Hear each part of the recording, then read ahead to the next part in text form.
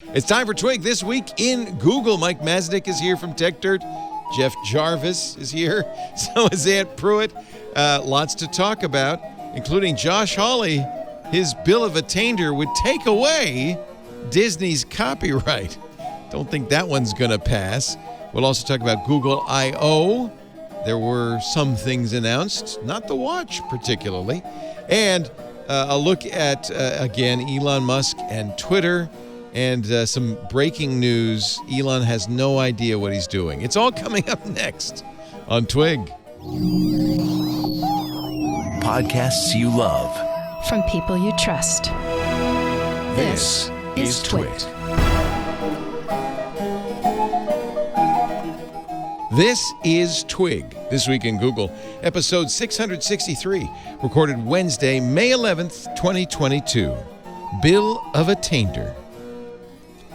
This episode of This Week in Google is brought to you by 8 Sleep. Good sleep is the ultimate game changer and nature's best medicine. Go to 8sleep.com/twig to check out the Pod Pro cover and save $150 at checkout. 8 Sleep currently ships within the USA, Canada, and the UK. And by Codecademy.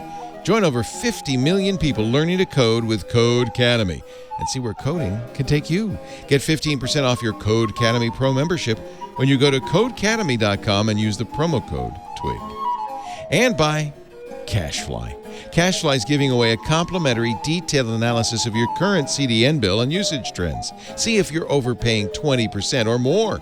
Learn more at twit.cashfly.com.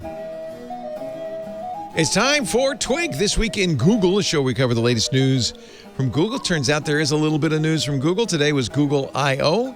Jeff Jarvis joined me and Jason Howell as we covered the I.O. Good morning and good afternoon, Jeff Jarvis. How are you today? So you've been in that chair for what now, 10 hours? Hours and hours. I don't mind. Jeez, I don't mind. Man, that's butt rock.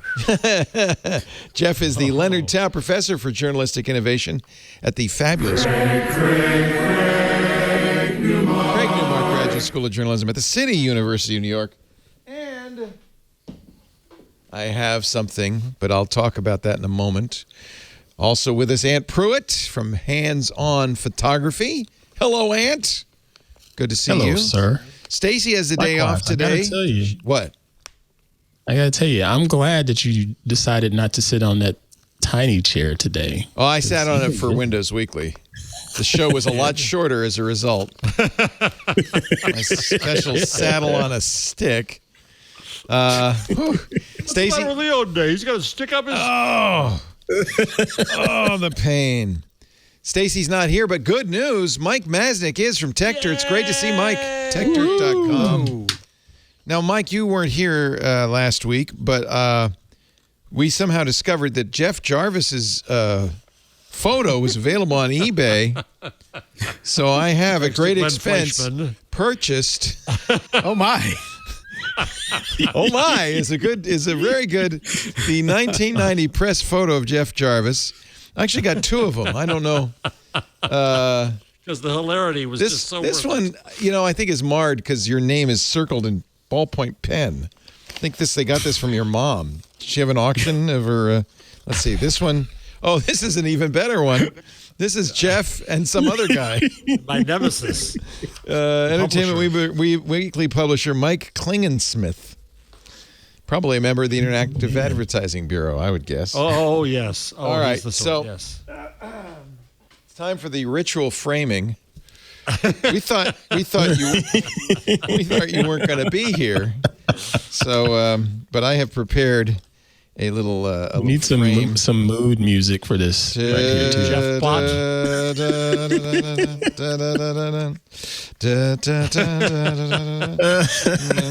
Strangers in the dark. I'm superseding. No more Miss Mary Jo Foley. I put a spell on you. Yeah, it was a picture of Mary Jo Foley, and underneath her, some Windows guy. So anyway, we're gonna. I just look, okay, I didn't have a frame. I thought, well, we'll borrow Mary Jo's. Here we go. You know what's funny is the world of algorithms. Yeah. I'm still getting emails now because I attempted to get one of those images as well. Hey, it's not too late. It's not too late. So every other day, it was like, hey, you interested in this pic of Jeff Jarvis? I got you Go to covered. the wide. Let's see how this looks on the set. There you go, right next to Jeff. Before and Look after. at that. That needs to be there every week. Every week from now on. You're exactly right, Mike Masnick. I was young once. You want to hear something kind of sad, kind of poignant? What? So because of this, I thought, what is on eBay? So I went on and I searched myself on eBay, which I'd never done. And when I moved my parents out of Florida, I gave their books away to the Goodwill. So now the books of mine that I dedicated to my parents Oh, no. are for sale on Signed. eBay with the, folks, Signed by- thing. Yeah, Signed my by own Jeff parents. Jarvis. Yeah, Oh, my like they God. abandoned me. That's, they asked at Google I.O. If people Googled their names, and surprisingly few raised their hand, embarrassed, I guess. But that's a step beyond to go onto eBay and look for you. eBay. Here's 10% off my 2004 Technology Almanac, just $7.74. It's so up to date. PC Help Desk, only $5. Buy two, get one free. You have a ride when you're part of a BOGO. Holy cow. Oh, my God. Here's my If you're dad's. part of Wait a a minute, though. BOGO, you are Wait a minute. living. I have bragging rights because as low as my books are, my father's book is $1.99. So, or best offer. So there, I got to go call Dad. Or best offer. Or best offer. I got to call Dad. Wow. There's actually a lot of crap. A lot of people dumping their books. See there now. My dad's other book is $65. Ooh, that's a rarity. Rarity. Quite a few copies of my father's book on here. Books. Man, This is Books, good. yeah. This is good. Quite a few. Yeah. $2 or best offer. Here's one in excellent condition. $2 or best offer. Whatever What's it you about? give me, I'll take it. My guide to Ancient TiVo is Burns. $157 for some reason. Jeez. Why? Don't buy that one. Get the one with CD-ROM. It's only $5. Costs less if you get the CD-ROM. Okay. Anyway, enough mirth and merriment because it's going to be a depressing show. Mike, when you arrived, you said, breaking news. The Texas Appeals Court, the 5th District, has ruled that the Texas social media law can proceed. A lower court had blocked it. That injunction has been lifted. The panel stayed a district court injunction that had paused the law while judges consider an appeal of the lower court's move. The decision was which was supported by only by 2 unnamed judges, nor did they immediately publish their reasoning. You presume there is any. According to protocol, came after a Monday hearing when the jurists appeared to struggle with basic tech concepts, including whether it was Twitter pathetic. counts as a website. It was was bad. So what, Mike, what is the, just out of curiosity, the social media law in Texas? It has a few different components, and I don't think any of them are actually constitutional. If we had a Fifth Circuit that wasn't crazy, where it requires some element of transparency in terms of how social media websites handle content moderation. They have to publish certain rules. There has to be an appeals process, and you have to explain every decision more or less. Oh my God! And if people feel that the explanations are not up to whatever level, they can complain, and the Attorney General of Texas can take action against the websites. It's effectively trying to restrict the social media website's ability to do any kind of content moderation, especially obviously the kind of content moderation that the current political class in Texas does not like, which means anyone who supports Donald Trump or Greg Abbott. And so, they're basically going to be able to sue different social media platforms, and they will do so. It sounds like the Florida law minus the exemption for Disney. It is very similar. There are a few very minor changes that doesn't really make a difference. They're very, very similar laws. Florida's law, so both laws were passed, and both laws were then, it was sued to block them.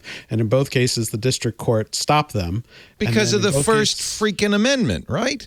Mainly because of the First Amendment. And then there was an appeals hearing for the Florida law about 2 weeks before the Texas one, but we haven't had the ruling. And the hearing it's the 11th Circuit for the Florida law. The hearing there went really well, and the judges seemed to really get it and seemed very, very skeptical of Florida's argument, as opposed to the hearing in Texas, where the judges seemed to have absolutely no clue. It was all over the map. Website? They were asking, What's a website? Oh, my God. Yeah. It was, and just all of the comparisons were weird. They didn't understand Section 230. They didn't seem to understand the First Amendment. And so then, That's $1,000 handshakes right there, man. That's all it is. $1,000 handshakes. I mean, and then this is 2 days after the hearing. I mean, they didn't even wait.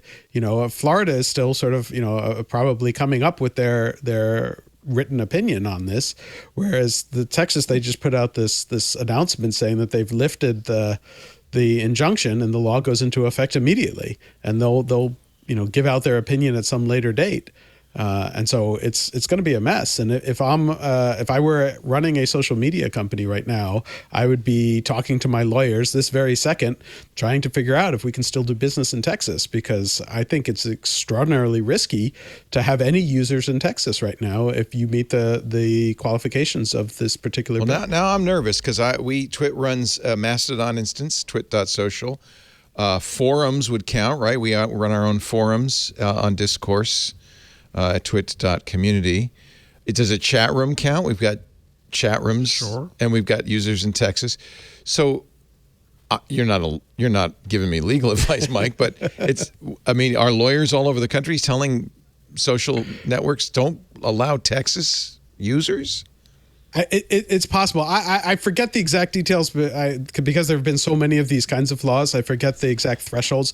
There may be some thresholds in terms of size for the Texas law. I'm sort of pulling it up in the background here. So I don't remember what the thresholds are. Because if we're small enough, that might not be an issue. If you're small enough, you might be okay. But because these are really still aimed at Twitter banning Donald Trump, really. Let's be honest. Yeah. Oh, that's exactly what it's used for. But to be clear, that doesn't mean it doesn't affect you, right? I mean, you use 50 million Twitter. Monthly users or more. So we're out. Okay. We're out of the dark on that one. By a hair. By a hair.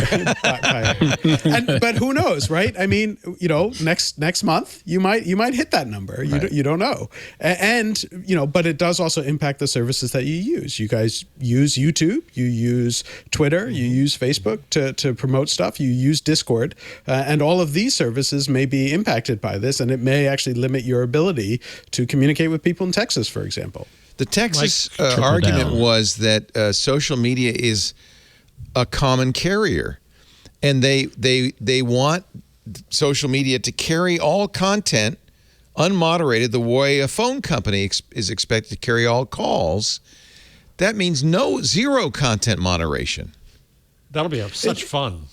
It's the whole common carrier thing really frustrates me because if you understand what a common carrier is, just by its very name, right? The idea is you are carrying something from point A to point B. And, historically that might be people or cargo, and then it became, data or voice.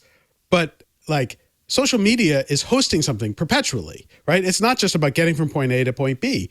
And the idea that it's not ephemeral phone calls. Right. The idea that you should be forced to leave up content in perpetuity, that may be harmful or otherwise problematic or harassing. There are all sorts of issues with it, and so the push to declare social media common carriers is really, really bizarre, and it's especially bizarre because the very same people who are strongly pushing to declare social media common carriers absolutely freaked out and spent years complaining about attempts to make broadband carriers common carriers, where there's a much stronger argument. This is the net neutrality debate, right? There's a much stronger argument that a broadband player should be covered by net neutrality, that they should be a common carrier. They are point A to point B. Isn't it hysterical how they don't want ISPs to be common carriers, but they do want Twitter to be a common carrier? Completely, they're reversing the meaning of common carrier. in effect. Yes, it is.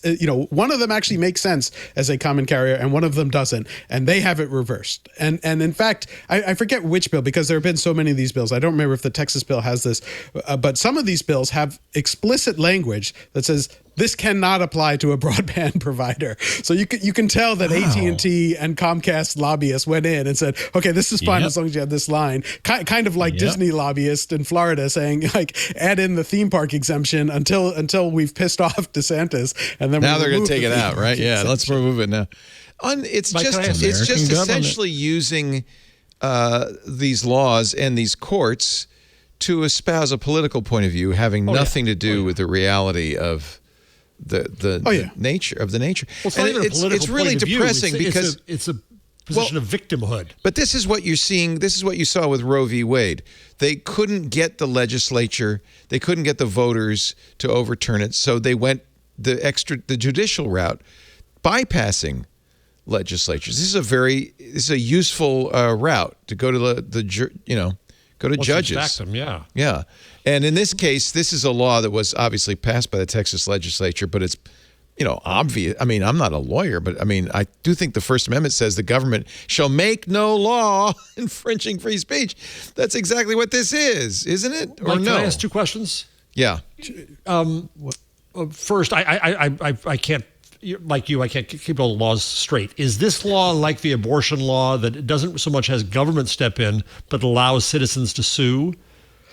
If I remember correctly, and again, there are different laws, so I don't remember all of them. I think the Texas law only allows users to complain. The only one who can actually enforce it is the Attorney General. So the Attorney General can then bring suit on behalf of residents of Texas who complain. I think that's what it is. I don't remember the details. And again, a lot of these HB number 20, an act relating to censorship of or certain other interference with digital expression, including expression on social media platforms or through electronic mail messages. Okay. What? So, well, and again, email, common carrier, a little different than social media. The idea is that regardless of the position you state, you should be allowed to say it, which I don't disagree with. Some have said. Well, but don't forget, there's also a right of the company to not have to carry things. And that's why the free speech thing is interesting. Free speech. That's why the free speech thing is interesting. They're saying, well, it's the free speech of the people posting. And we're saying, well, yeah, but you can't abridge the right of Twitter or any other company to moderate. That's right. Think of it this way. Email is a common carrier? Yeah, email is a common carrier, considering that somebody manages the servers and stuff the same way they're managing all of our social media. Because I'm sure a vast majority of users aren't like you, Mr. Laporte, hosting your own mail server and things like that. So email is exempt from this? Yeah, I don't know what the email part is, but just to clarify, it sounds like they just threw that in. I'm sure some email provider required something, but the way to think of it is, instead of when we talk about content moderation, just think of editorial discretion, because that's what it is, right? This is content that you're hosting on your website. You have editorial discretion over it. Free speech is about your right to speak, which you still have your right to speak. It doesn't mean you get to commandeer somebody else's property in order to do that. I can't put up political signs in your front yard because it's your property, right? If I want to put signs in my front yard, that's fine. If I want to set up my own website and post stuff, nobody can stop me from doing that. But I can't commandeer somebody else's website to post. And yet this law is effectively saying, yes, effectively the state can commandeer private property and force postings there. And when you think about it that way, it feels like it goes against everything that it's like being forced to put somebody's lawn. Somebody can put a lawn sign on my lawn, and I have no choice in it. Right, because you can't discriminate.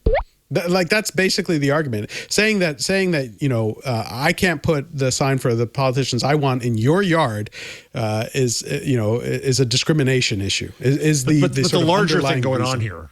Sorry, the larger thing going on here is this idea of victimhood. It's the whole cancel culture BS.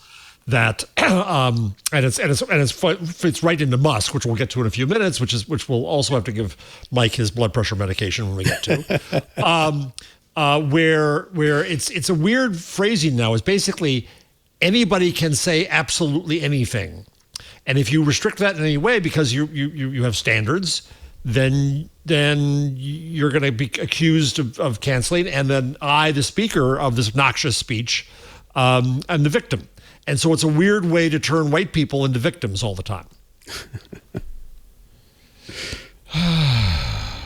Yeah, sigh. In the future of the car, Elon gave a keynote address in which he talked a little bit more about his plans for Twitter. Rather off the cuff, wouldn't you say there, Mike? It's always off the cuff. He has no deep understanding of any of this. Everything that he says is off the cuff. Yeah. Yep. And we should be see, here's the question. Should we be treating it that way, or should we take it seriously? He sounds like he's making it up as he goes along. We should take the threat seriously, but he has no serious thought.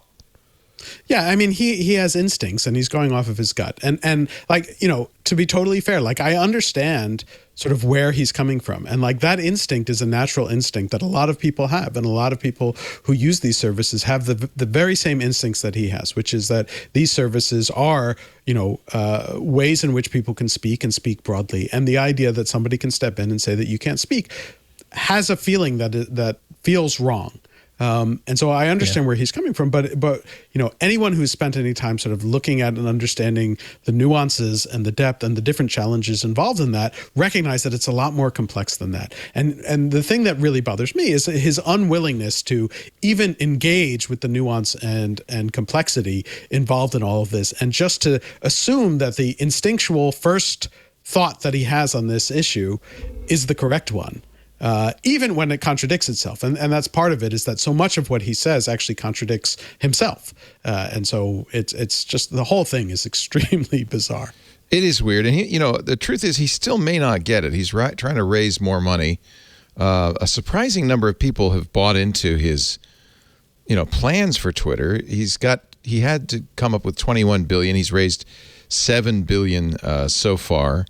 $5.2 billion in equity commitments from 18 investors, plus a rollover of 35 million Twitter shares from Saudi Prince Alawid bin Talal.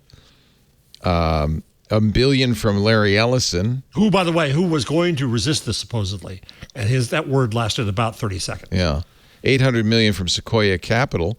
Again, you'd think savvy investors, but they're buying Elon's PowerPoint deck, in which he says, well, it's easy. We're just going to triple revenue and then we'll go public.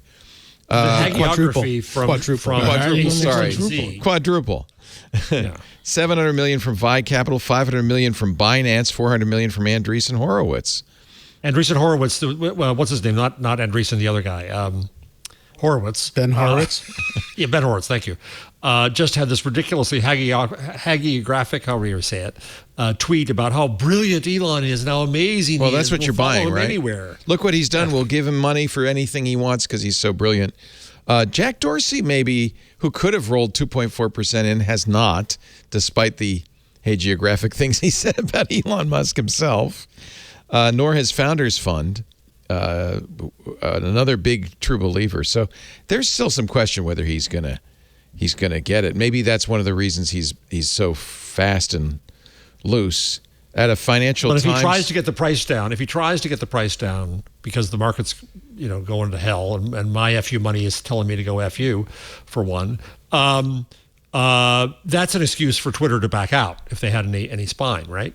They would have to pay a $1 billion. No. If he says the opposite, if he says, no, I'm not going to buy it unless you lower the price, and Twitter says, we're not lowering the price. So then Musk could be the one backing out. Musk would then have to back out. He has a fine or penalty or something. He has $1 billion. There's $1 billion pull-out fee, too. He said at the Financial Times conference, I do think it was not correct. Very hard to get these negatives in order. I do think it was not correct to ban Donald Trump. I think that was a mistake because it alienated a large part of the country and did not ultimately, is that why it was a mistake? And did not ultimately result in Donald Trump not having a voice. Well, no, he was the president of the freaking United States. I think he had a voice. That wasn't the idea. I really like was it Shani who said, look, don't moderate based on content, moderate based on tone. Right. Big difference. But you got to moderate. And as you've pointed out, Mike, on Tech Dirt, Elon's points of view are contradicting. Yeah. I mean, he says a lot of different things. And so, he keeps talking about free speech as being the most important and not banning people. And then at the same time, he will say his top priority, and he said this multiple times, including at that conference yesterday, the Financial Times conference, that his top priority is to get rid of spammers and scam bots on the site. Who have every right to speak because they're protected. Their speech is absolutely protected under the First Amendment. So if he really supports the First Amendment, he wouldn't be doing that. It also says a lot that he thinks that is the biggest problem, which for bigger users does appear to be maybe a problem. And certainly there are people who, it's a problem for him. It's very much a problem for him. But I don't, every once in a while I'll see one, but it's really not that big of a deal. But what he do is you see as the biggest problem? What do I see as the biggest problem? Elon Musk owning the site. No, I mean, I look at this, man. I'm not going to sit here and just all out defend Elon Musk on this, but he's one of the smartest cats on the planet. And if he's not one of the smartest dudes on the planet, he knew how to get a lot of the smartest people on the planet in the same room to get things done over the last few years. Again, Twitter is a business. And if he can figure out a way to help make that business thrive, then more power to him. I'm not sitting here saying he's going to make Twitter better, but I don't know if he can really make it any worse than what it is. Oh, he could make it worse. He can turn it into 4chan. And he's not that smart. I disagree with you. He's not that smart. He can turn it into 4chan? Yeah. So if you don't moderate, what do you get? You get 4chan. People in the same room. Yeah. So I think there are a few things. One, I think that, to his credit, one of the things that he has shown that he can do really, really well is come up with sort of a big project and get the people together to actually accomplish it. And these are big projects that other people did not think were possible. And that includes like a mass market electric vehicle before anyone else was willing to do it, and the whole like flying to space thing. And those are huge, massive projects that most people thought were impossible. But those are very different than speech. And what you're dealing with Twitter is speech and, to be more specific about it, society and the way that people interact with each other. And that is a different kind of problem. It is not a problem of building something. It's not a problem of manufacturing. It's not a problem of figuring out the physics of anything. It is figuring out people. And if there's one thing that he has shown that he is not good at, it is sort of figuring out people and how they interact with each other. Yeah, his tweet says that. Yeah, the way, do you want a Twitter that's like Elon Musk's Twitterverse? Right. I guess that's okay. It's not something I'd want to. But then that's the beauty of Twitter. You don't have to follow Elon Musk. I mean, does he take away our tools to moderate? Does he mean you can't block anybody because you have to listen to everybody? No, I don't think he wants to do that. I don't think he wants to do that. But it just becomes absurd. He has no idea where his lines are. Ant's point of view is one I hear a lot from Elon Musk stans who email us and saying, why didn't you have somebody on to defend Elon? So I'm glad you said that, Ant. There are a couple of possibilities. One, what have you done for me lately? Elon has not shown necessarily good business acumen on a number of things, despite the fact that his stock makes him the richest man in the world. He's still working on the stock. Yeah. By the way, this whole process has tanked his personal fortune by something like $30 billion as the Tesla stock goes down. So was this a good business move? Well, it remains to be seen, but so far not so hot. And every car maker is going to compete with Tesla. I've said Tesla's value is so through the roof, so unreasonably high at this point. He's worth more than any other manufacturer of automobiles. The space business has a couple of customers, and it also has new and upcoming competitors. The space business, I'm going to give him more credit for the space business even than Tesla. SpaceX has really shown that you can do this. He did it engineering. He brought the people together, but I'm saying that I don't think he's as smart a businessman as he is. And I was thinking about this today with Google. When we get to them, they had the easy life of dealing with information. Mark Zuckerberg and the Twitter founders had the hard life of dealing with human beings. Human beings are tough. Mike's point. Yeah. And society and human beings, as Mike said, is what's tough here. And Elon has no idea clearly how to deal with human beings. And let me ask this, Mike, and maybe Ant too. Has Twitter failed in the last 15 years to bring in the smartest people to try to solve this? Have they not? Admittedly, it's a hard problem, but have they not done the best they could to solve these issues over the last 15 years? I mean, obviously, everybody could do better, right? There are ways to do better. But I had written an article a few weeks ago where I went through and I looked at, and this is in part because people were saying I was being, unfair to Elon, and I was interpreting everything he said in the worst possible light. And so I went through everything that he had said about his plans at the time for Twitter and looked at it and said, in the best possible light, what does this look like? And then I looked at the things that Twitter is already doing and that they're already working on, that the current management has set in motion. And almost everything that he said, if you took the sort of best interpretation of it, the sort of most free speech supporting, the most open system, the most, transparent setup at all, Twitter is working towards all of that, but doing it thoughtfully and actually doing it carefully. It doesn't mean they've done it well to date or that the eventual, things that they're going to roll out will meet that. But they've taken all of these steps in that direction, but very carefully, because one of the things that they've realized is that these things are really tricky. And if you do it wrong, you can create a much bigger mess than what you have today. So, they have these different projects in terms of like algorithmic choice, which has been Jack Dorsey's big thing, like allowing people to choose their own algorithm and allowing third parties to create algorithms. That is not working yet because it's a very difficult problem to solve, and you have to do that very carefully. And you have to do that in a way that won't be abused and won't make like the spam and the scamming problems worse. In terms of freeing stuff up and opening stuff up, Twitter funded Blue Sky, which is now a separate organization that is trying to build out this sort of social media protocol that Twitter could then use, which is sort of what I think Musk might mean when he says open sourcing the algorithm.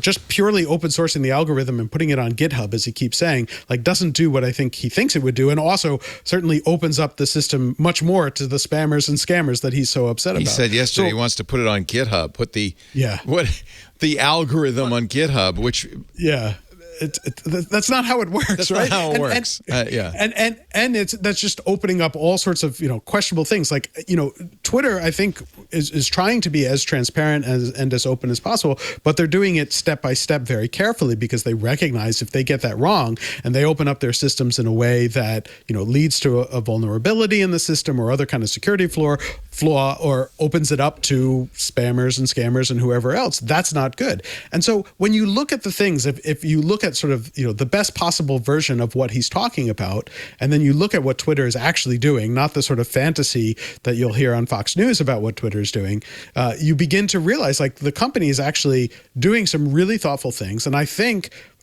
have really hired some really good people who are taking careful moves in this direction, but it is somewhat slow going. And so maybe if he is able to understand that the things that the company is doing, like that could be good. And I do think, by the way, none of that's algorithmic. Sure. I might point out what's the algorithm he's talking about? What algorithm are you talking about? It's not like Facebook. If you can follow Twitter chronologically, or you can follow their best tweets. I guess that's the algorithm he's talking about, but that's not the most important part of any of this. That's just there is an algorithm in terms of which tweets are recommended to you and which are not. Yeah, and he is concerned about that, right? Yes, and as Jack Dorsey has pointed out, Twitter is the only one of these companies that allows you to turn off the algorithm completely and get a purely chronological or reverse chronological feed if you want it. But the one thing I will say is that the one thing that I do think is good about this move is turning Twitter into a private company again, taking it out of Wall Street, because I think a lot of the problems that we've seen have actually been caused by a few institutional investors that have been really demanding, huge revenue growth and huge user growth, and they are pushing the company to make these moves in the very short term to hit these quarterly numbers that I think has caused Twitter to make some dumb decisions along the way. And if you take them out of that quarterly reporting system and let them take a longer term view, I think the company could do some really amazing things with it. And so that aspect of Twitter going private, I think, is valuable, but I'm not sure that will work very well with Elon Musk. Only with a better owner. Yeah. Well, as what I if he's said, a I'm not. hands-off owner? I mean that I honestly think that could be good. But he's not really shown that's Kind of Jeff part of his skill Bezos set style with the Washington Post. Just yeah, but has he ever shown anything that he's involved in? He seems to be very, very hands-on about. So the other thing that go ahead. Sorry. I was going to say the other thing that is worth mentioning that happened this week with him was that when it was announced that he was going to take over, some European politicians got very upset and sort of put out this letter that was like, "Dear Elon Musk, we have rules," and basically saying, "Oh yeah, we talked about that last week." Yeah, but on Monday, the guy who wrote that letter, who's the heads like the digital, I forget exactly what his role is, but he's sort of like the digital guy in the European Parliament. He went to Austin, Texas to meet with Elon, and they filmed this weird video. I mean, it really looks kind of like a hostage video where he says, I'm glad I was able to explain to you the DSA, which is the Digital Services Act, which is the new, one of the big two new laws coming out of Europe regarding just everything Musk should hate, everything that he should hate, right. Everything that he doesn't want, everything being forced to moderate. Yes, and even more importantly, something that Twitter has actually spent a lot of time very vocally, very publicly pushing back against and saying, if this law goes into effect in this way, it will negatively impact speech and it will suppress speech, and it is a problem. And here are changes that need to be made. And this guy goes to Texas, meets with Elon, and then films this video where he says, "I'm glad I was able to explain the DSA to you, and it sounds like you agree with me now." And Elon stands there and says, "Yes, we're completely aligned. I agree with everything that you're saying, and I want to support the DSA," which is like, for him to go out and say, yeah, and for him to go out and say like he's supporting free speech. Twitter's been pushing back against this law over and over again, saying this is bad for speech. This will harm speech. And then immediately to have Elon come in, say he's the free speech guy, and then say, "Oh yeah, we support this approach," which will require Twitter to take down all sorts of content. Legal content is the structure of the DSA is really, really problematic.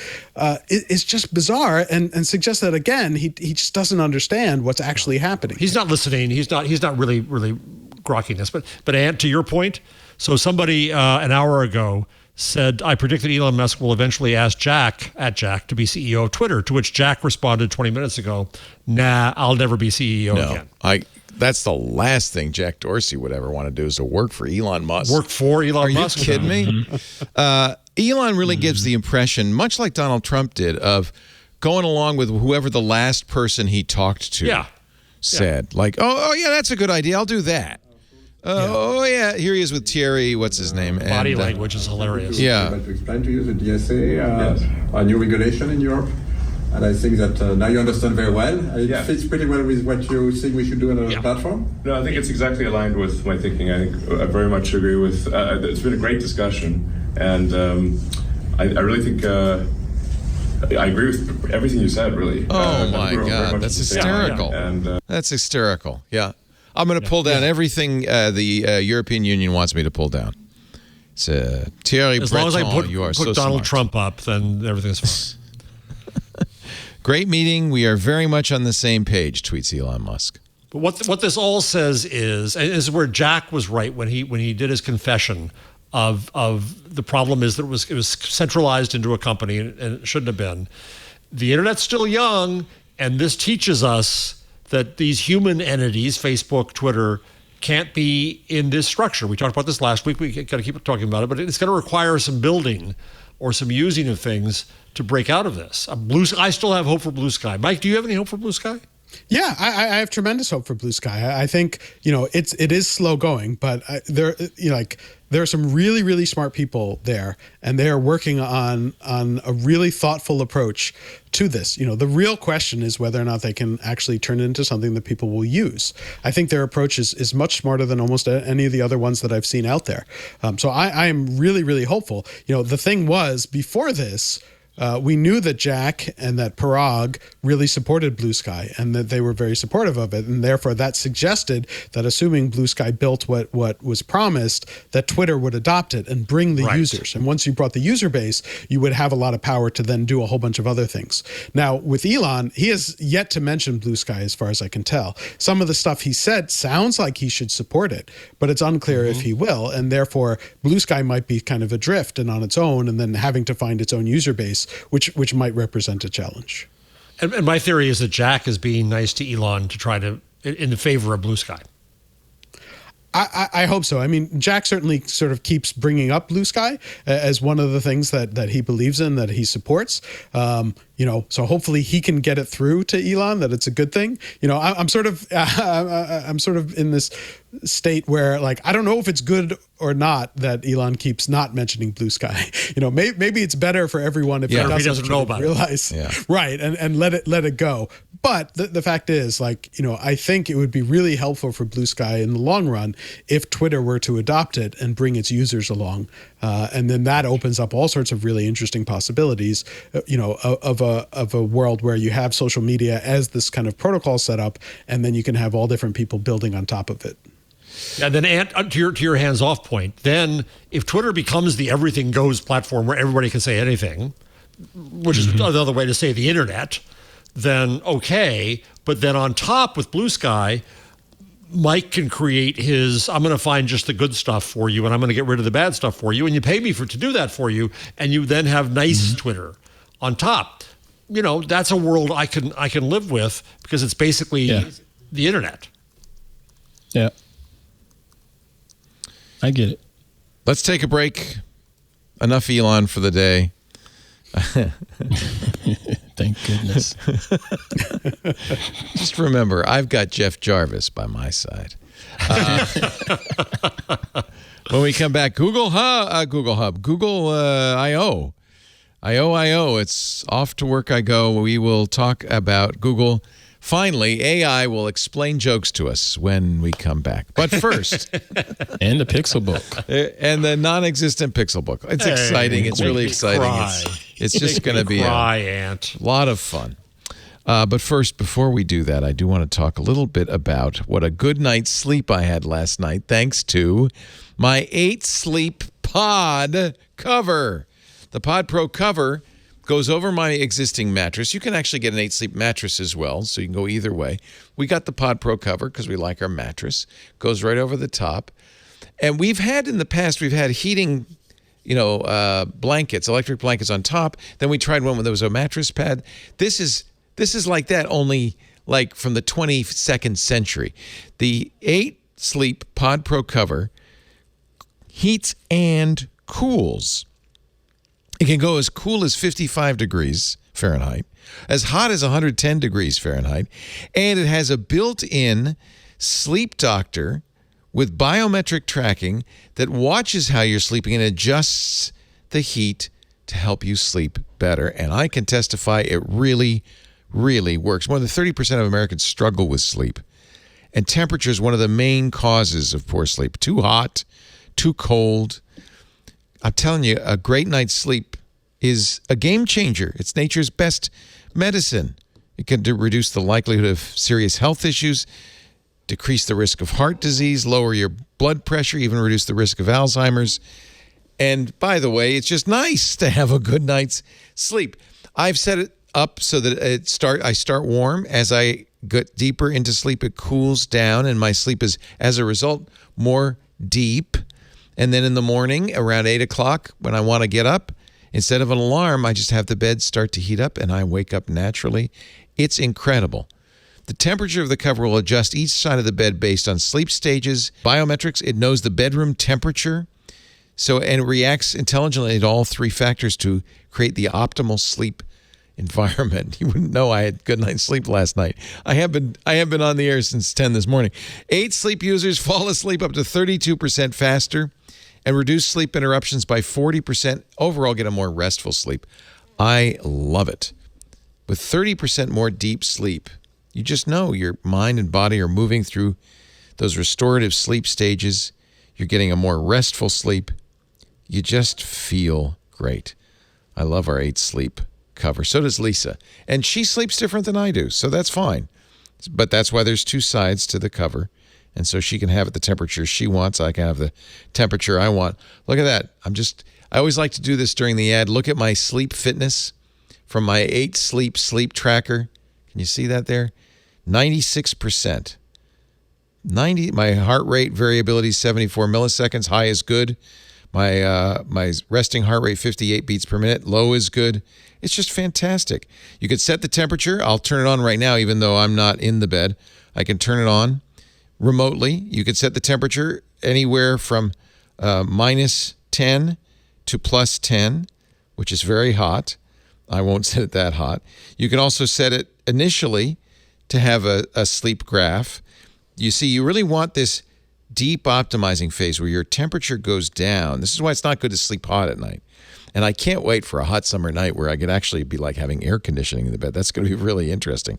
Autopilot is great. It's the thing that automatically watches what I'm doing and then makes recommendations, watching all of the feedback that it's getting from the room temperature and how I'm sleeping and tossing and turning.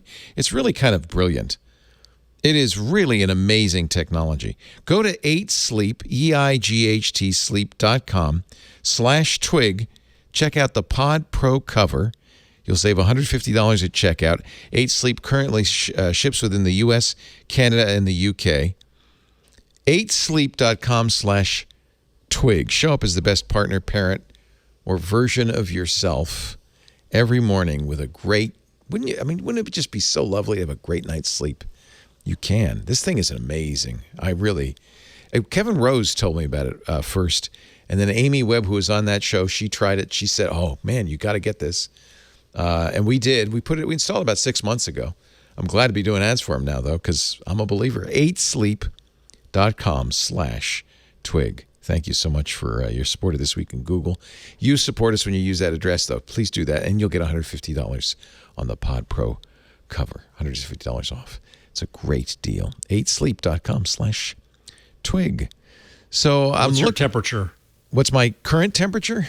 Well, no. What's the temperature when you sleep? You like to sleep I don't know because they just say plus and minus. So I start on my. Actually, I just turned it up just now. I shouldn't. I normally start at plus. That's not good. Turn it down. I go +4 normally, and then it goes down to +2. I actually had it cooler than that, and it was a little. I would wake up in the middle of the night and be a little chilly, so I adjusted it, and then the autopilot, the sleep doctor, kind of adjusted it, and so it's not a huge curve. See, right. So you manually adjust it, and then I wake up, it's a +3. I have to say, I like it a little warmer when I get in bed because it can be a little chilly at night, and so I get in, and it's just cozy and comfy, and I fall asleep right away because of it. It's a really cool technology, I have to say. This is the. Then you start dreaming of Elon, and then the temperature goes up. Yeah, it goes way up, man, way up. Yeah, I like it. It's fun. So, I thought this is going to be easy because, and then I've lost it. Darn it! I had a cute sketch of all the things that were announced at Google I/O, and I had just had it open. Let me see if I can find it again. Recently closed windows. Oh, rats. I found myself yawning during most of I was less, and you didn't have to work. So Jeff and Jason and I had to pay attention. Yeah, you lazy SOB. We were there working, trying to stay awake through it. Yeah. I have mixed feelings about it, to be honest with you. There was some really cool stuff, as always, but I also remember from previous Google I/Os, a lot of cool stuff announced at Google I/O never materializes. There was less of that kind of bit of a track record. Yeah. Yeah. You feel like there was more good stuff? You thought there was something worthwhile? No, there was just less pie in the sky. Here it is. I found it. This is from Chu Ki Chan. She did a lovely little sketch. This is going to help us. Everything that Google said at the keynote. little drawing. They talked about Google Maps and YouTube. Did they talk about YouTube? Oh yeah, a little bit about YouTube and Google Translate, Google Assistant. They talked about Lambda, Android 13. They did announce some hardware, But they did it in kind of a way that I think disappointed a lot of people. There is going to be, as we knew, a new Pixel 6a, but you won't be able to order it until, July 21st, and then delivered July 28th. And I have to think that's got to be supply chain issues. $449. Looks very nice. Got a lot of the same features, maybe not. The camera's maybe a little less than the 6 Pro, but you'd expect that. They also preempted the gossip mongers, the rumor mill, by saying, and by the way, this is what the Pixel 7 is going to look at this fall. Unibody aluminum. Looks nice. Yeah, next generation Tensor chip. They also mentioned the watch, but they said, because remember we saw the stolen watch, Rick Osterloh came out. He was wearing it secretly underneath his sleeve, but that's not going to come out. They didn't say a price, did they, Leo? Didn't say a price. No price. And it said next year. No. The watch comes out with 7 this fall. Next year is what's slated for the Pixel tablet. They really They really wanted to push the tablet on developers, like develop for the tablet. So they said, we're going to have a Tensor-based Pixel tablet, which looked exactly like they had ripped the screen off a Nest Hub Max and said, here's our tablet. Yeah. Not impressive. We can move through it if you want, bit by bit. Sundar Pichai was the MC. It was live, Shoreline Amphitheater, as it had been before COVID. Have you ever gone to a Google I.O., Mike Masnick? Yeah, I actually went to a bunch way back when it used to be at Moscone. So a lot of fun. Been to, I used to enjoy it. But then, like, after I probably went 3 or 4 years in a row, and then I started to realize, like, I wasn't sure I was actually getting that much out of it. I mean, it's interesting. Yeah. That's exactly the feeling I had today. It was like, at the time you're eating it, it's like cotton candy. It seems like it's really good, and then you're hungry an hour later. It didn't. What was the substance of it? It's hard for me to pinpoint it. Yeah, AI is getting smarter. There's going to be some stuff. Translate. They showed some glasses. What'd you think of the glasses, Mike? I haven't seen the details. It's just like AR glasses. I mean, yeah. So they have a couple of people, like a mother and daughter. The daughter speaks English. The mother can understand English, but can't speak in it. The daughter doesn't speak Mandarin. The mother does. So they gave them these. These are like the old man glasses from Up. The big black with big thick temples. Yes. They put them on. Now the thing that was cool is the text, as the mother's speaking in Mandarin, shows up in a heads-up display on the lens, so the daughter can read in English what the mother's saying. But that's one way. Remember, they showed something similar with the Google earbuds, right? Where there was like the Babel fish where you put it in your ear and she talks and I'm hearing it in English and I talk and she's hearing it in Mandarin. That never, did it ever, I don't think it ever happened. You have to translate. At least not over here. You put the phone out and it'll do it, I guess. The phone does a pretty good job, but they haven't figured out the UI for the rest. So they showed this thing in the, 4 years ago, they showed the earbuds. It still doesn't happen. So I feel like the glasses are similar. It's to me, a good use of augmented reality. The other use that they showed, which they didn't mention glasses, but earlier they showed you could use your phone, take a picture of, first it was a candy store and the shelf, and you could see all of the different chocolates by name, by rating, and you could pick the best one with the right parameters to show the vision, the recognition in kind of real time. And that would be, again, the kind of thing you'd put in glasses. You're looking around, what's the cheapest blue jeans here? And you could see the prices on all of them. Things like that. But it's all very blue sky. It's all very, well, someday you will. Like the old AT&T commercials. I can continue to go through this. Some statistics, 1.6 billion buildings mapped in Google Maps, 60 million kilometers worth of roads. They're going to be mapping these buildings in such a way that you'll be able to, they showed London kind of zooming in, and it's kind of like a 3D projection generated, not a photo, of, Westminster Abbey or, the House of Commons. You can kind of, they didn't move around or anything, they just showed it. That was all. But that's their new immersive view someday in maps. They also want to do restaurant walkthroughs. They've showed this 100 times, right?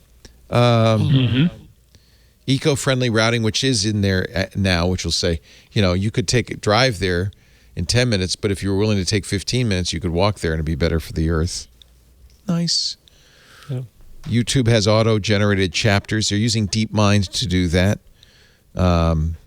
They've been doing that all along. They have 8 million videos now with auto-generated chapters. They hope to have 80 million by the end of the year.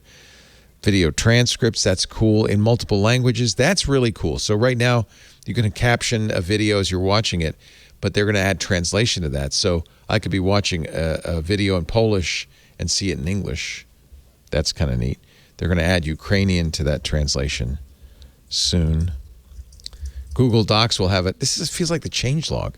An automatic TLDR. Leo, it's 2025 stuff that you're not interested in. The changelog. Someday this will all happen. It's neat. They spent a long time talking about skin tone equity, but again, this is something when the Pixel 6 came out, they made a lot. They did ads. They showed this a lot.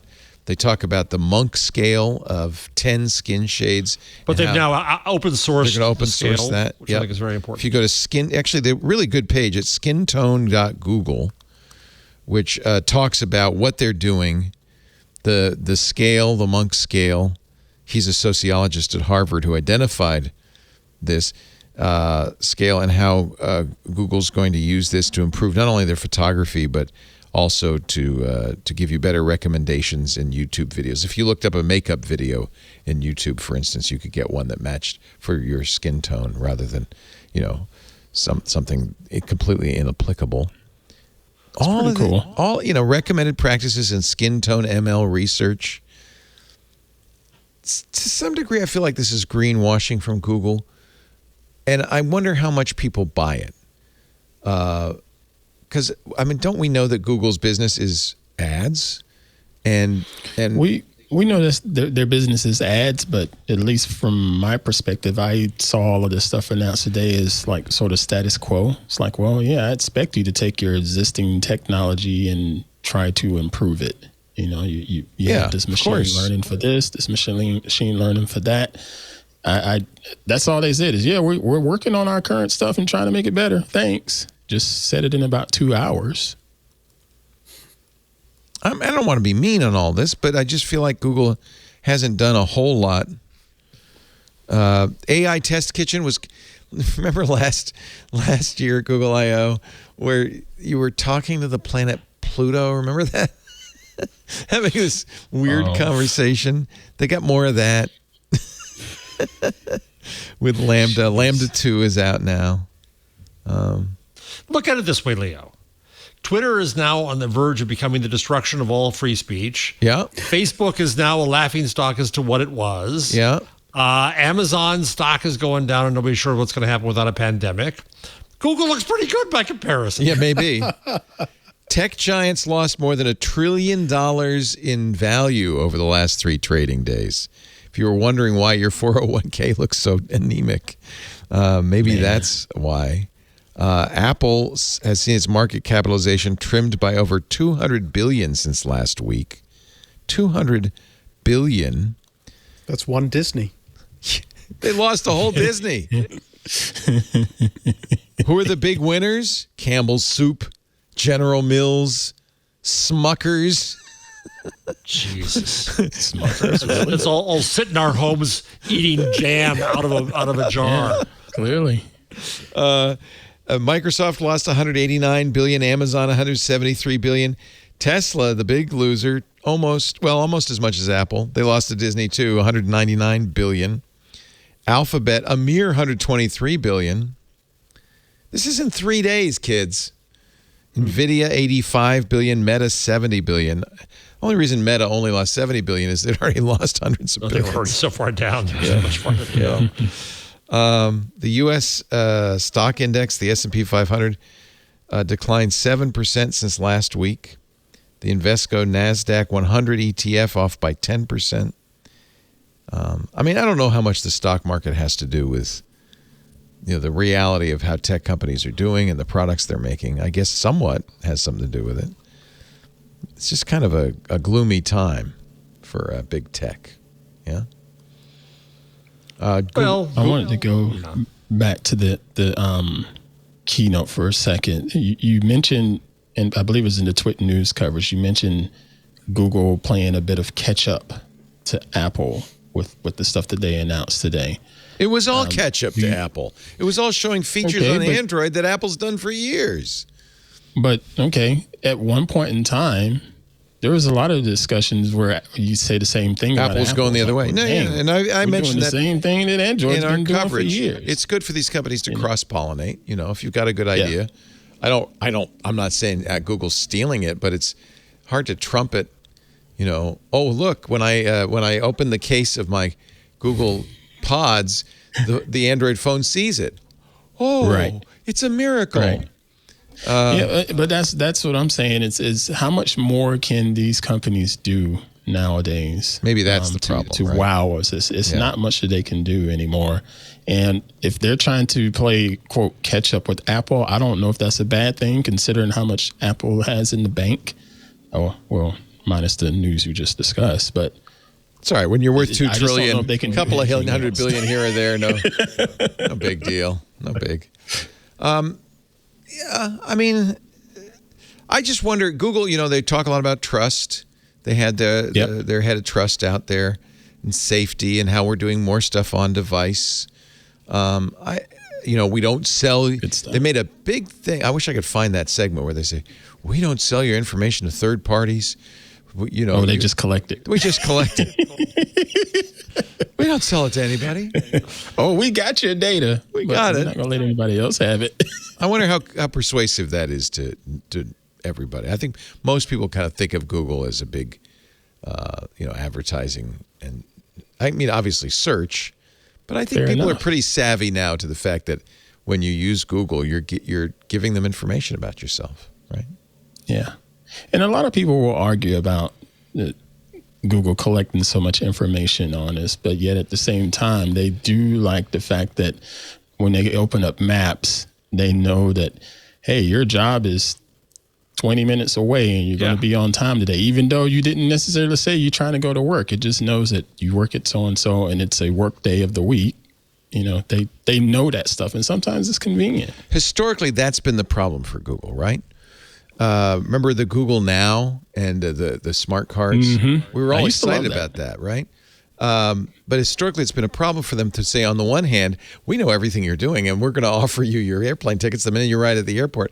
And the other hand, but we don't know everything you're doing, and we don't want to know everything you're doing. It's right. And that's that why Tensor is going to be important. The more they can demonstrate that it's happening locally and they on don't device. Yep. And also, I mean, honestly, the more really useful it is, in some ways, it becomes less creepy. The creepy aspect is when it's not quite right. When it's a little off, you're just like, ooh, I don't really like that. When it just flows naturally, I think a lot of the privacy concerns start to fade away. Depends what you think are creepy. I think there are a lot of people who think Google knows I'm at the airport and is offering me my ticket. They think that's creepy, even though you and I know how it happened and think it's a good thing.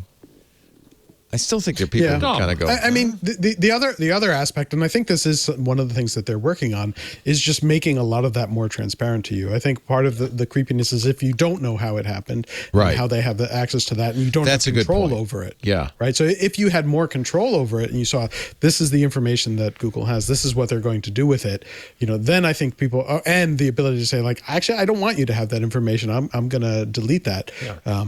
I think that would make people a lot more comfortable. Yeah. Do you want us to do this? Do you want us and put them in control? When did they add? I also appreciate the pop-up today from every time I logged in that was mentioning 2FA and basically trying to shove it down my throat. Hey, get 2FA, get 2FA. They showed that. They said, what did they said that number, but significant number of people have started to use 2FA since they forced it on us. But 150 million new two-factor users, 150 million new two-factor users this year because they're requiring it now, which is fine. It's a good thing. That's great. Yeah. They did say there is going to be a new button when you see an ad, or you can go into your Google account and see it, the results about me page, which will show you what Google knows about you and allow you to delete it and curtail it. I think that's good. Yes. I think I think it's a great idea. I mean, depends on exactly how it's implemented. And I think, when they've attempted to do things like that before, you end up seeing this page with so much information that it's effectively useless. Like I went through one of these things like what Google is using to tailor ads to me once, and it showed all of this information about like car dealerships in Texas. And I was like, I have no idea how or why. And you could just scroll on for days and days and not be really clear on it. So if it's providing that information in an interface that is useful and usable and understandable, then yeah, I actually think that's a great idea. The other thing it shows is the computers aren't that smart. They don't know that much about you. They don't do it very well. Yes. Yeah. I don't know when they added this, but they pointed out that now in search, and this has been here for a while, I guess I just never noticed, there's 3 dots next to every search result. And you can click that 3 dots and find out more about the result, more or less, depending on what the result is. But I think that, that's kind of cool. That's been there for a while. I guess so, and I never noticed it. But Facebook did similarly with trying to show you sources. Yeah. And the presumption is, this is part of the media literacy shtick. If we tell people more about the sources, they'll understand. I don't know that that's necessarily true, but what the hell, let's try. Well, it just shows you how much you can look at a search result and not see the 3 dots, because I never knew I could do that. Well, the 3 dots were there for a while, but they served a different purpose, I think. And so they sort of changed that. I don't know how long ago, but it was a few months ago. Yeah. So you might have had blindness to it from before. Right. I think before it was just for like, if you wanted to see like a cached version. Maybe that was of the page. Yeah. So somebody's saying it was added. The extra information was added a few years ago. So but it's funny because they never mentioned it before, as far as I could tell. But it still says beta on it too. Yeah, well, that's Google, isn't it? It's kind of a Princess Spaghetti Sauce thing. It's in there. It's in there. Oh yeah, we tell people about this. It's in there. We tell you everything. And I don't. I used to be very pro Google. I always knew that they were an ad company and that they had my information. But I used to feel like, of all the companies, they respect my information and they're more secure than pretty much anybody. And I don't know. Over time, I've gotten less sanguine about what Google knows and a little more concerned about it. And I feel like that is. I'm not alone in that. Becoming more concerned about that. Maybe it's because I'm hanging around with you too often, Jeff Jarvis. I love you though. So I wouldn't have an autographed picture if I didn't. That's the show thumbnail right there. We saw Sissy Shao come out and glare at her Nest Hub Max, and it knew it was looking. And it answered her queries without her saying, hey, you know who? And everybody goes, ooh, that's nice. I can just look and talk.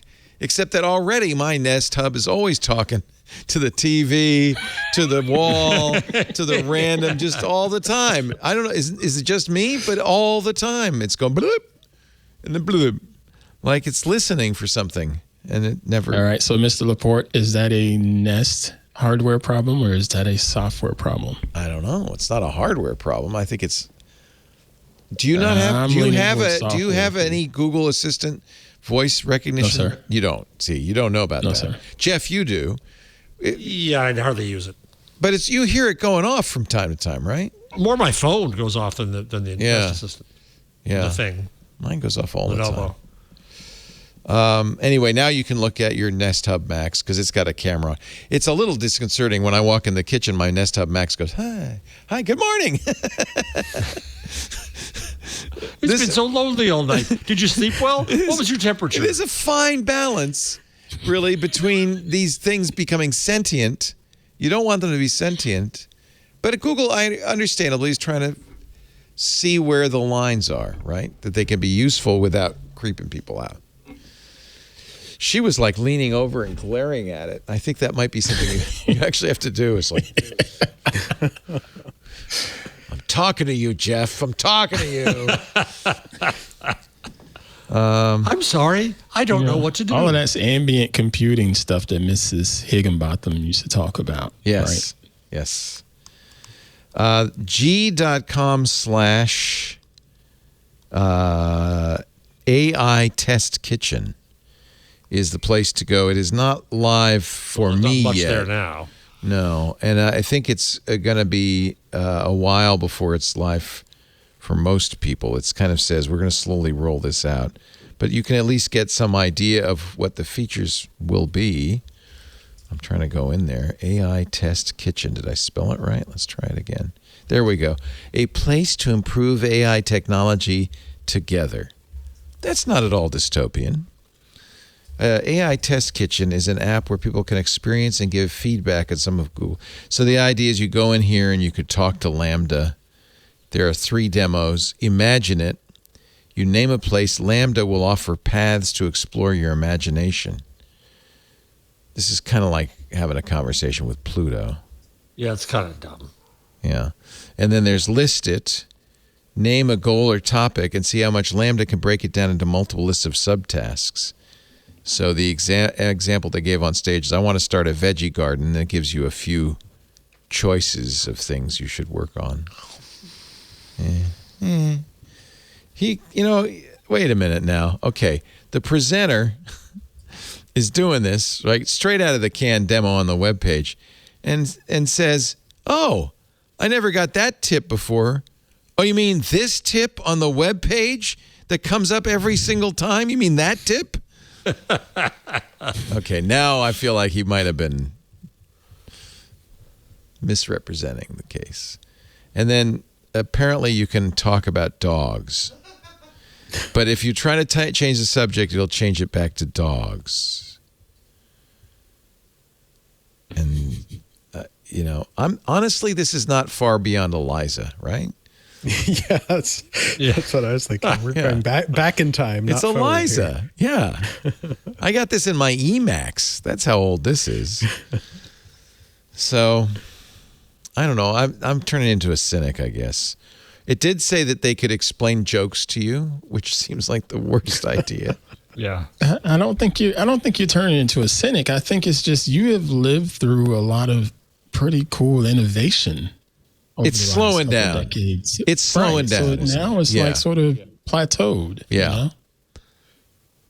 I'm disappointed because Google really I/O used to be very, very exciting. It used to be like, oh, I can't wait to see what Google's come up with next. I think some of it is slowing it down, and some of it is we're getting a little more cynical about the things Google's promising because we know that maybe. No, here's my bigger theory, which is that we hit a point where the technology does become boring. Yeah. And what matters is not what the technology does, but what we do with it.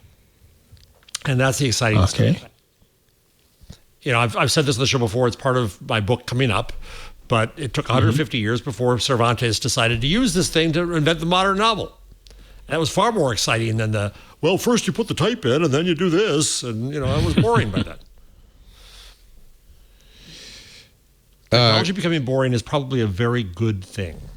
I'm trying to find the results about you page because I think that's kind of cool, but I don't. Is it not live yet?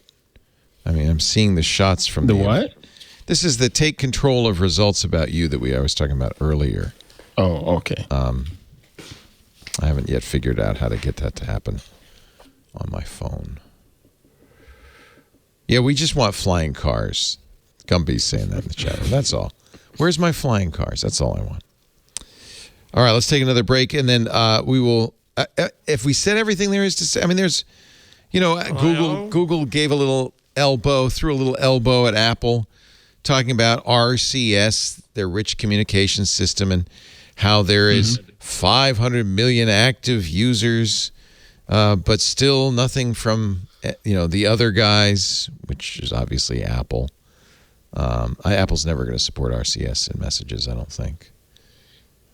And I complained. Go ahead, Ant. They didn't put a price up for the watch, did they? I don't recall. Nope. No watch price. Not much about the watch, really. No more than we learned. They just kept showing it every 15 minutes. The guy who left it in the bar. Yeah. Jeff, what did you want to say? So I usually complain about, of course, they don't have a new Chromebook, which makes me cry, and Ant rolls in, and then that's that. But they also didn't talk about Chrome OS at all. which I found that was the weirdest worrisome. thing that they left that out. You mentioned that during the event or at the end of it. They didn't. It's like it didn't exist. No, you only have 2 hours. There's lots of things to talk about, I guess. It does seem like that. And then you mentioned fuchsia. Would you rather talk about Chrome or dogs? I would have taken Chrome. Yeah. You know? Maybe there wasn't much to say. Well, even in the code labs and pathways here on the IO site, there's only one lab for Chrome OS. Everything else has multiples. If you were a developer, would you be saying, "Oh gosh, I got to start developing for these Google platforms"? I don't think so. I don't think there's much of a come on. I would assume they're saying they want to develop for mobile, but not necessarily Android. Yeah, well, that means iPhone, right? It means iOS. Because everything is in the palm of our hands. Yeah. All right. Any developers in IRC thoughts?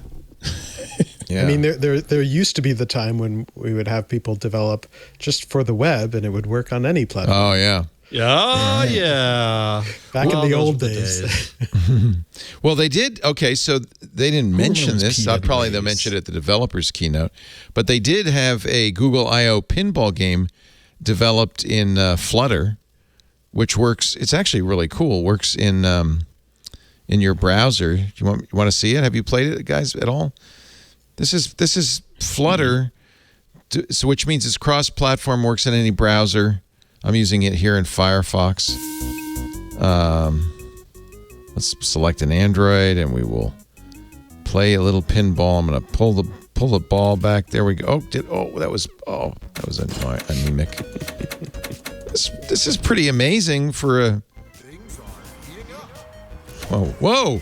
Fireball! Oh, fire's out. It's pretty good. It's pretty amazing for, a web-based technology. Well, that was pathetic. Oh my God! Is this blame boring? it on Flutter, not yours. This is so boring. I like the carpeting. Oh yeah, the carpeting matches the character. Oh, I want to get that fireball again. Oh, okay. Too bad. All right, in the browser. That's cool. You saw how fast one of it the other loaded? games? Could you go? No. It's all just it's false advertising. You can only play the one game. UI problem. Yeah, but that's a web development tool that they did not mention. But maybe they mentioned it in the developer keynote.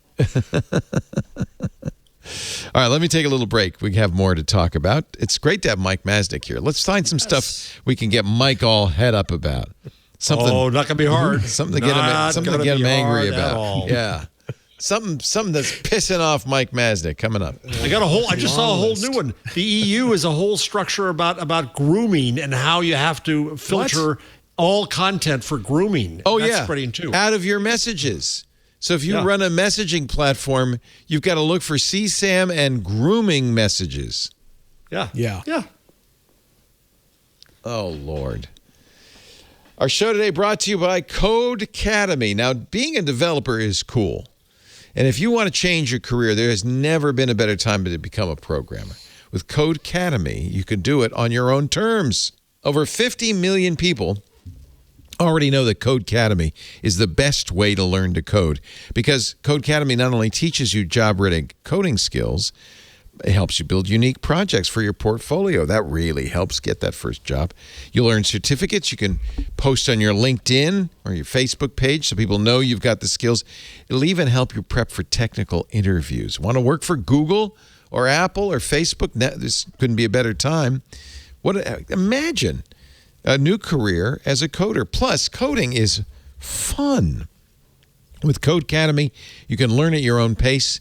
Get qualified for in-demand jobs like full-stack engineer, front-end engineer. Learn a little Dart and Flutter. You can write your own pinball games. You can choose what to learn, from building basic websites to artificial intelligence and everything you could want.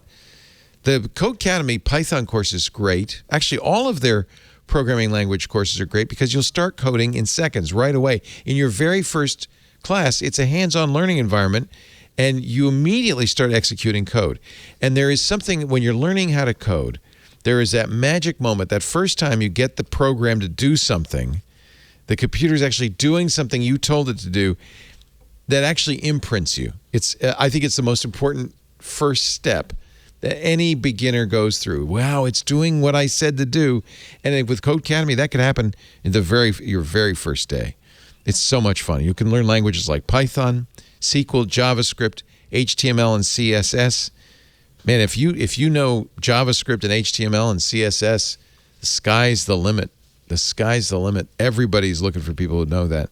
If you're not sure where to begin, Codecademy has a great quiz that will kind of point you in the right direction. I took it. It said, you should do our computer science track because you kind of, it's not a coding quiz. They like ask you what your interests are and what you're good at and stuff like that. And they said, well, you kind of have the, the mind that likes to think about how problems are solved. It's absolutely true. Lisa, my wife, took it. She's our CFO, our CEO.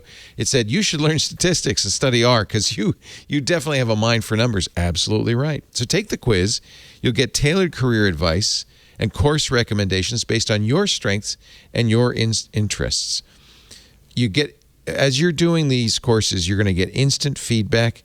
It's a totally interactive platform. You learn by doing. I think that's really important.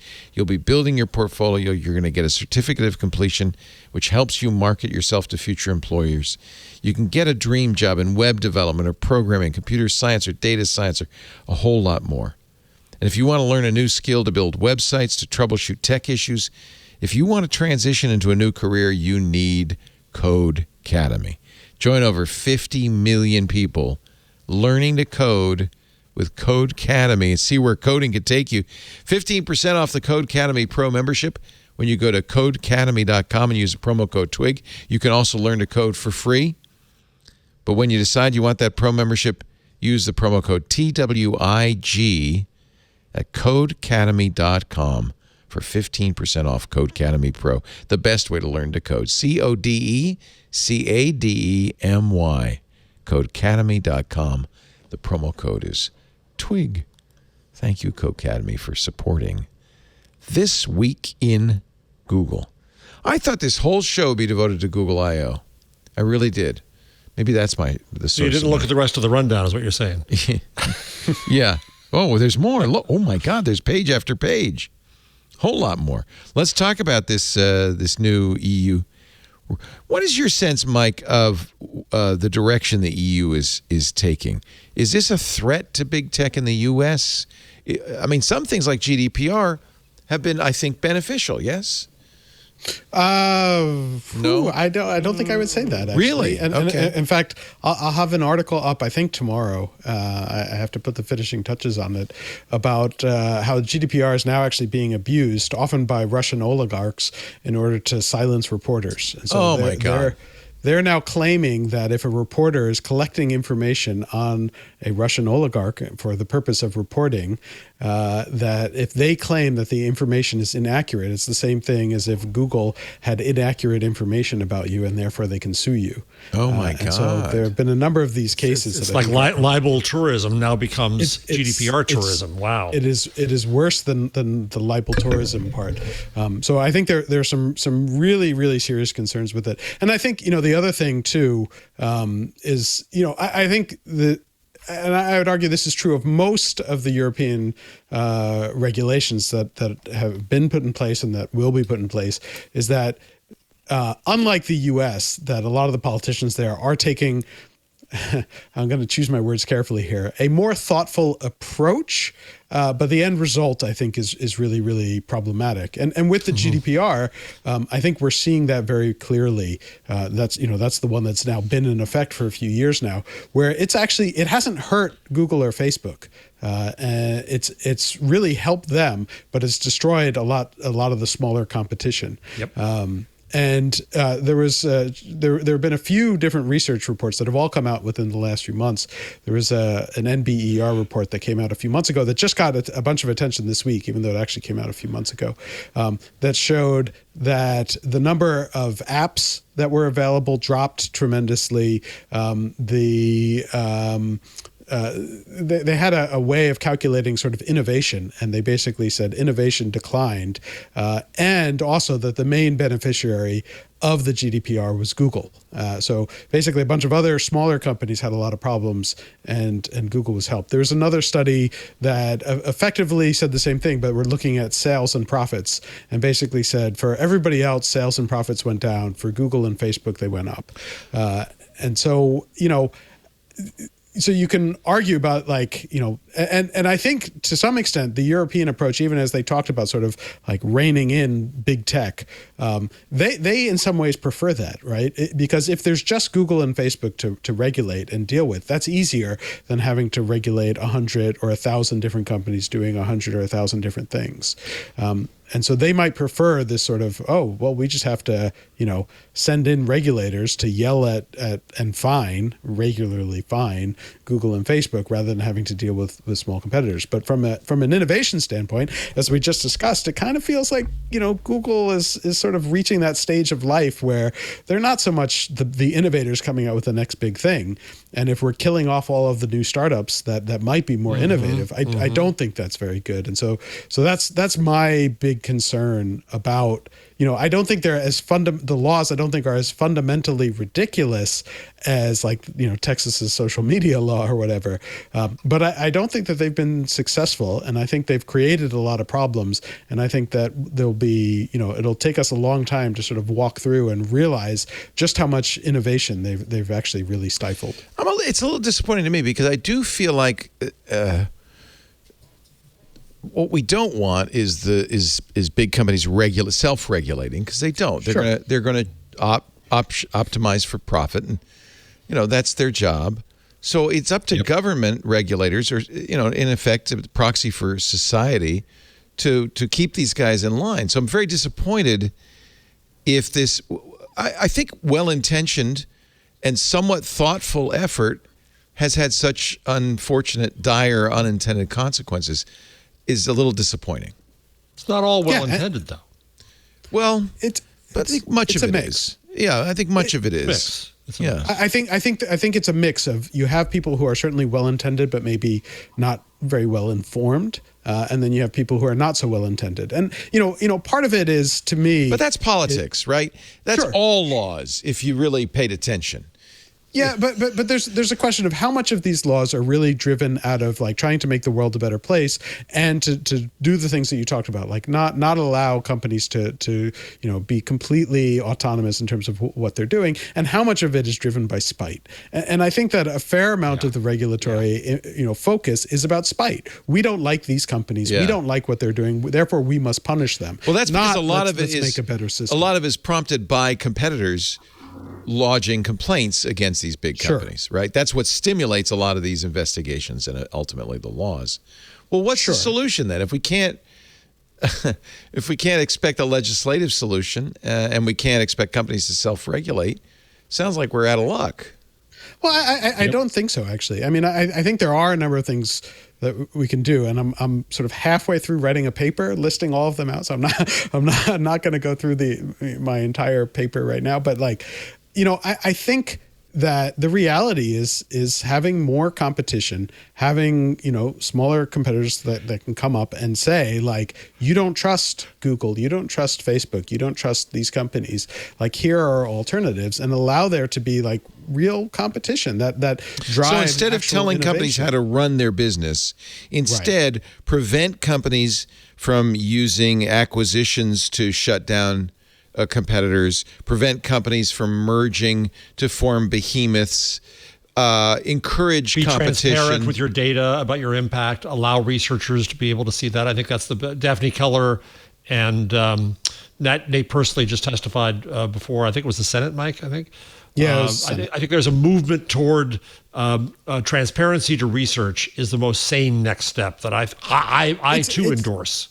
But it's actually tricky, and in fact, like the bills that are on tap right now, that it was not technically testifying about those bills, but it really was, because those are the only bills that are being considered right now. I think also do have a lot of problematic language, right? I mean, and this is what it gets to, is like a lot of this stuff is really, really nuanced and really, really specific, and poor language, even in well-meaning, thoughtful bills, can still be really problematic, and that's what we have a lot of, and part of that is like it is really difficult to understand all of these different moving parts and how they play together. But also, part of it is that these things all interact. And one of the biggest things, and I sort of got at this in terms of the, what was happening with the GDPR, is, if you're talking about speech, if you're talking about privacy, if you're talking about transparency, and then you're also talking about competition, those things are often not very well aligned, right? You can put all these rules onto social media platforms, but again, like the biggest companies are going to be able to handle that, and therefore you're decreasing competition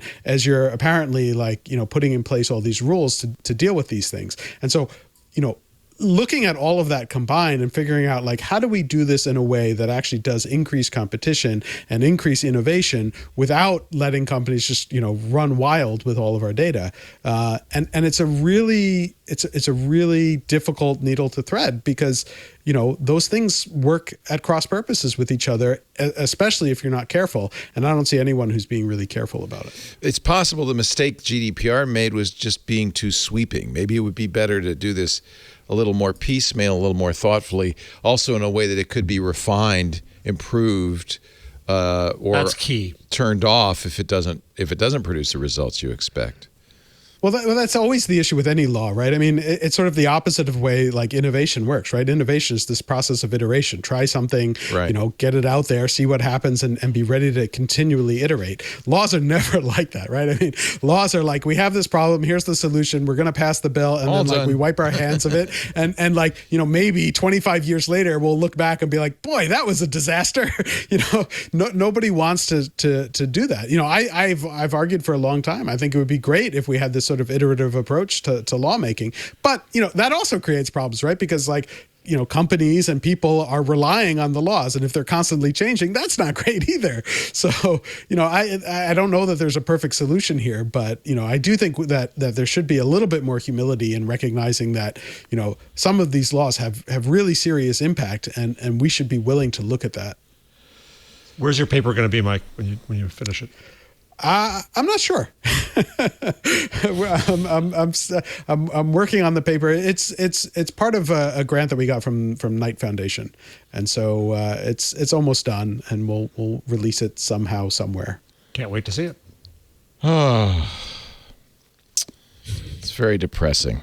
So then there's this new regulation, again, proposed.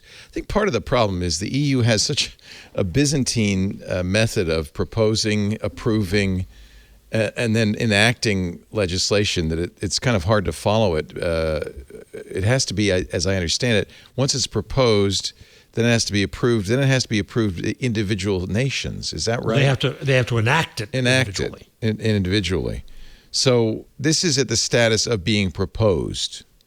But it would require chat apps like WhatsApp and Facebook Messenger to selectively scan users' private messages for child sexual abuse material and grooming behavior. This is what we were talking about earlier. More panic. Get it ready, Ant. More panic. Yeah.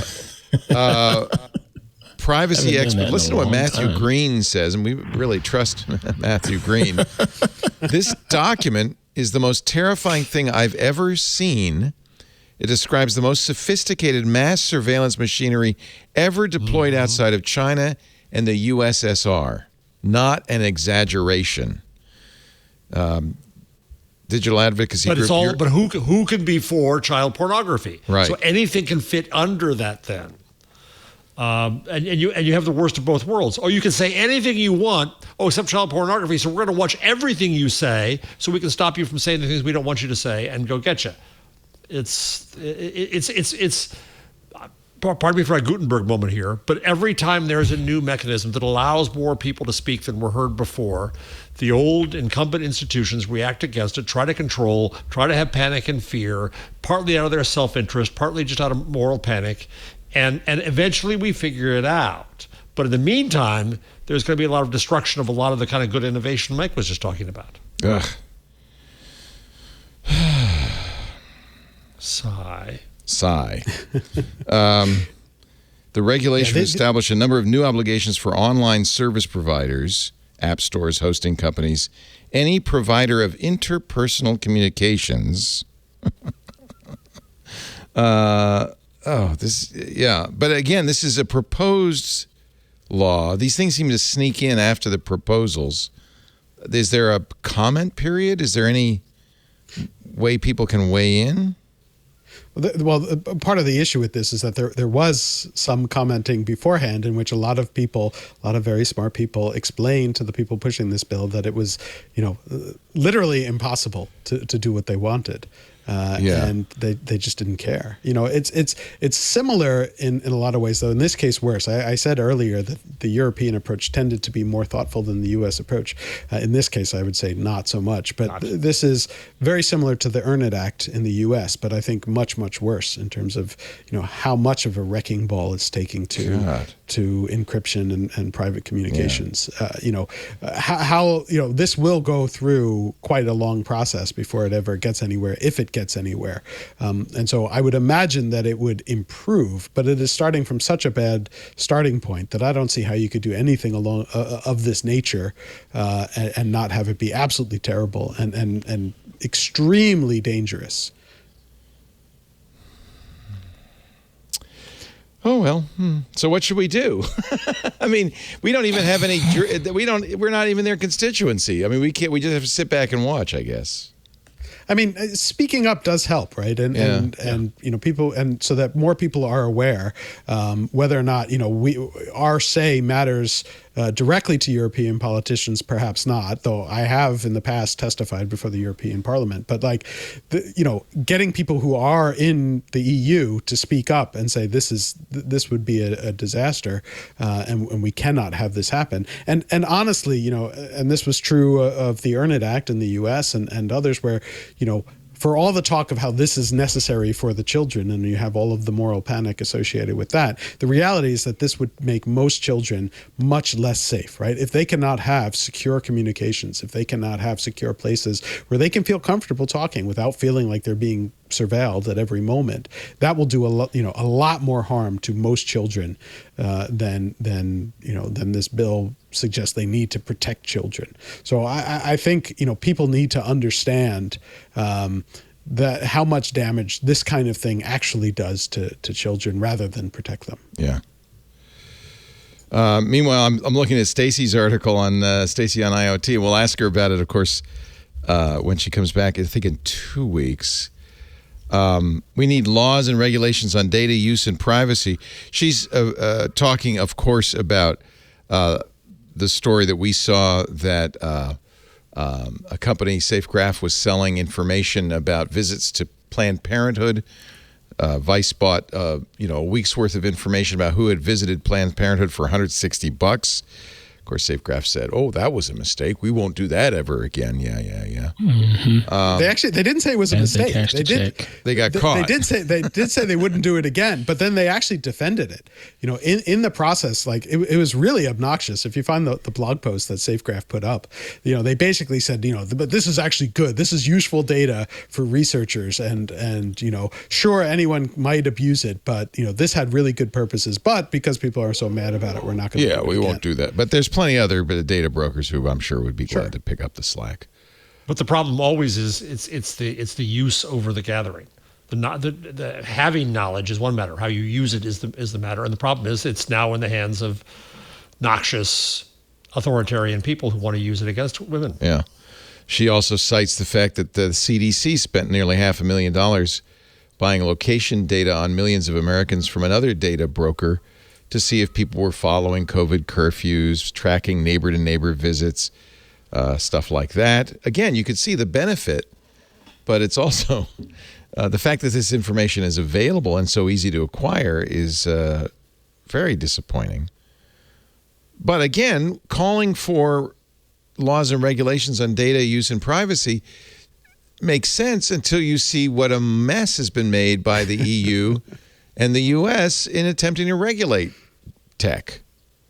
because it's too early. And it's not just that. It's that this is a lot more complex than people make it out to be. And Yes. and again, like people get so focused on one aspect of it. And we're going through that right now in California, where we have this law, the CCPA, and there was just a hearing about it. And my colleague Kathy Gellis, who you've had on your show Kathy. recently a few times, She's great. she said to say hello. She just testified last week before the new California Privacy Regulatory Board. I forget there's an acronym for it, as they're sort of trying to figure out what to do. And the point that she made was like, you can't look at privacy in a vacuum. You have to realize that it impacts other things, including free speech. And you know, the example I gave with the GDPR and the Russian oligarchs, you know, silencing reporters by claiming that it's a privacy issue, that they're collecting data for reporting purposes, you know, that's a problem. And we're pretty concerned about some of the plans that California has put forth, that it would impact speech at the same time. And so how do you balance those two competing interests? How do you balance this idea that, you know, and I shouldn't even say balance, because you're not supposed to balance free speech. You're not supposed to balance the First Amendment. But how do you look at those issues and say, how can we protect our privacy, but also not use a privacy law to silence speech at the same time? Is it problematic that the EU does not, in fact, we're the only country, one of the few countries anyway, that has a First Amendment. You can't claim First Amendment protections in the EU. They do have freedom of expression. You know, the human rights law within the EU is supposed to protect freedom of expression. It is a lot more with limited. balancing other factors, though. And it does have, there are balancing tests. The EU human rights approach involves balancing different rights. And, you know, that leads to some bizarre things. You know, there was also just recently, you know, speaking of bad European laws, you know, a few years ago, the EU passed this copyright directive, which among other things had what is now Article 17, which is for copyright filters, and basically telling all of the countries in the EU that they need to pass laws requiring anyone who is hosting copyright covered material, which is basically anyone, that they have to put in place some sort of filtering tool to make sure that it's not uploading copyrighted stuff. The law at the same time also said, but you have to make sure that it's not blocking stuff that shouldn't be taken down. And so Poland went to the European Court of Justice to say, like, this interferes with human rights. And so the Court of Justice came out with this ruling 2 weeks ago that is completely useless. It basically says, instead of saying like, oh, you know, the copyright directive violates human rights, it says, you know, as long as the filters do not take down speech that shouldn't be taken down, then it's okay, which is useless, right? Because, you know, any filter is going to misdiagnose things and is going to take down some speech that shouldn't be taken down.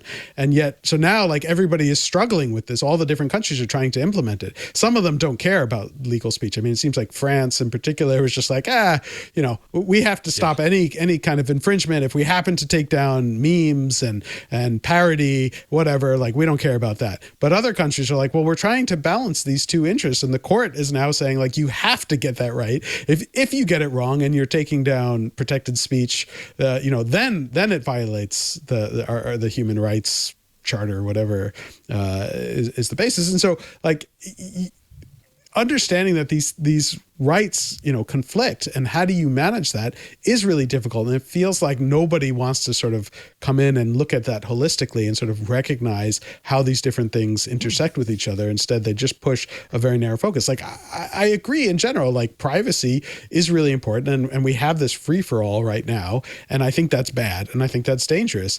But, you know, I worry about every privacy law that everybody tries to pass, because I you know, I'm not sure it helps. You know, it's certainly not going to help if all we're doing is having to click through a cookie banner to say, like, okay, I agree, right? That doesn't solve anything.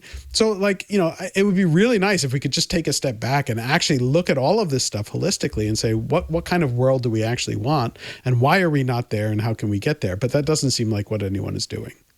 Leo, I put in the chat, I put a paper in that I quote. I have it. In the book I'm writing. Yes. By James Dewar from 1998. The Information Age and the Printing Press. Right. So from guess Lorand why that Corporation. Yes. But this was 1998. And what he argues is that countries that tried to control the printing press were farther behind just in their general development than those that did not. That it's early, is my argument. And that also that it's going to be filled with unintended consequences. So what he argues is the sooner you get to those unintended consequences and then start figuring them out, the better. So he says, and this is Rand, but he says pull back from regulation so you can get to them, and then you deal with the actual impact rather than. But how do you know what the unintended consequences are until you try legislating? No. It's the unintended consequences of the net. Oh, of the net. Don't legislate. Let it go. There's figure unintended. out what works. Here's the problem with that. At some point, these companies get so big that it's impossible to do anything about them. Isn't that the risk? I mean, we may already be there. Friendster is just a monster, don't you think? No, but let's talk about Facebook and Google. You think? I mean, honestly, Facebook's on the way down. Okay, Twitter's about to be bought by a guy who's going to ruin it. Okay. So they're just going to burn out, and then we won't have to worry about them anymore. Then something else comes along. Then something else. Okay. I mean that is the history of the technology world, right? I mean, that's why I keep saying the most important thing is clearing the way for new innovators and making sure that we can actually have, new entrants that will be innovative and that can build a better service. That as people are feeling more and more uncomfortable with these large, But there is a network effect that makes it hard, regardless of legislation. Well, regulation makes that worse in every case. Okay. That was Mike's point before. I understand this is regulatory capture. We've talked about this before. These companies want to pull up the ladder after themselves, but even at first they don't want the regulation. But then when they realize it's inevitable, then they say, we can take I'll win. Yeah, we could take it. Okay. Well, that's what I'm saying. They've already gotten to that point. I mean, you have Facebook advertising. Please regulate us. But the other thing is more insidious than this. And I heard what's his name, the founder, the Planeteer CEO, and now you're hearing Elon Musk say the same thing. Part of the shtick about if it's legal, we allow it, is saying we'll make no judgments. We're not going to go to anything. You tell us what to do. We'll do that. Yeah. We're taking no responsibility for anything. Right, no responsibility. That's insidious. You can't sue us. Yeah, and you can't blame us. So go make a law. It's fine. I mean, that was what Mark Zuckerberg had said as well. When he was getting called to Congress every 2 months, that's at one point he came out with like, a statement that was effectively like, you tell us, like I'm throwing up my hands. You don't want me to be the arbiter of truth? Fine. You tell me what I need to take up, to leave up, and what I need to take down, which of course has, serious First Amendment implications. Well, it's also disingenuous because sure. Yeah, absolutely. But like, what else is he supposed to say at some point? Right. That's what I would have said in his shoes. Exactly what I would have said. Fine. You tell me. I don't know. I'll follow the law. Yeah. And if you don't like it, well, then pass a law. Don't blame me. Well, that's not no way to build a society of caring, decent people. But and that's why, again, sort of going back to like Twitter and Elon and what I talked about before, like, the fact is, like, with the DSA in the EU, Twitter has been a really active participant in talking to EU politicians and explaining why the DSA is currently formatted would have tremendous speech suppression. And so like having actual fundamental principles that you believe in, that then you go and you fight around the world for, laws that are causing trouble for it. That's what it means to be committed to free speech. Saying, as Elon has said, that like, we're just going to take whatever the government tells us to do, that's not being committed to free speech. That's getting pushed around by any government in the world. And I think that's a real problem. It is true that we don't talk about Facebook anymore, do we? Yeah. Right. It's like, who cares? It was destroying the world. Oh, yeah. Remember them? And they're happy about that. I was going to say, how happy do you think Mark Zuckerberg is about all of the Musk Twitter stuff over the last few months? He just gets to sit back and laugh, and none of this is his problem. You guys miss me? Yeah. Yeah. And I am sure that recruiters at Facebook are calling up every single person who works at Twitter right now. Oh, yeah. Problem is, Facebook stock is no better than Twitter stock at this point, so maybe worse. And they still have their own issues with the way they treat some of their staff, especially with the the content moderators. We should go public. Then we could offer them an upside. We could hire 100 great engineers. I don't know what we'd have them do, but I got some stock options for you. You're gonna love. Yeah, why are you still sitting on those useless Facebook options? They're useless. You say, why are people still blaming Facebook for Australia's terrible news linking tax law? This is Facebook and Google, right? That Rupert Murdoch wanted to take down. Yeah, but it was Facebook that acted. Well, Mike can say it better than I can. Yeah, I mean, it was based on an article in the Wall Street Journal, which I didn't note, and I should have. Of course, the Wall Street Journal is owned by Rupert Murdoch, who's kind of at the center of all of this. But this was last year. Australia had been working this law for a long time, which was, they admitted, like politicians in Australia literally admitted that Rupert Murdoch came to them with this law. Oh my and said, God! pass this law, and they did. And it basically forces Google and Facebook, and just Google and Facebook, to pay media properties. Mostly Rupert Murdoch, and Nine West are the two sort of big. So Facebook just blocks news sharing in Australia. They did for basically just as the law was about to go into effect, both Google and Facebook had said that they would block news sharing in Australia in response to this law going into effect. Then, just like on the eve of it going into effect, Facebook actually did start blocking it. Google didn't. Google caved and said that they would just start paying, and people went crazy about it. And then there was a slight change to the law in response to that, and a week later, Facebook reinstated it. And so this Wall Street Journal article, Facebook, here's the headline: Facebook deliberately caused havoc in Australia to influence new law, whistleblowers say. Right. And so I read that article and I kept looking for, where's this smoking gun from the whistleblower about causing havoc.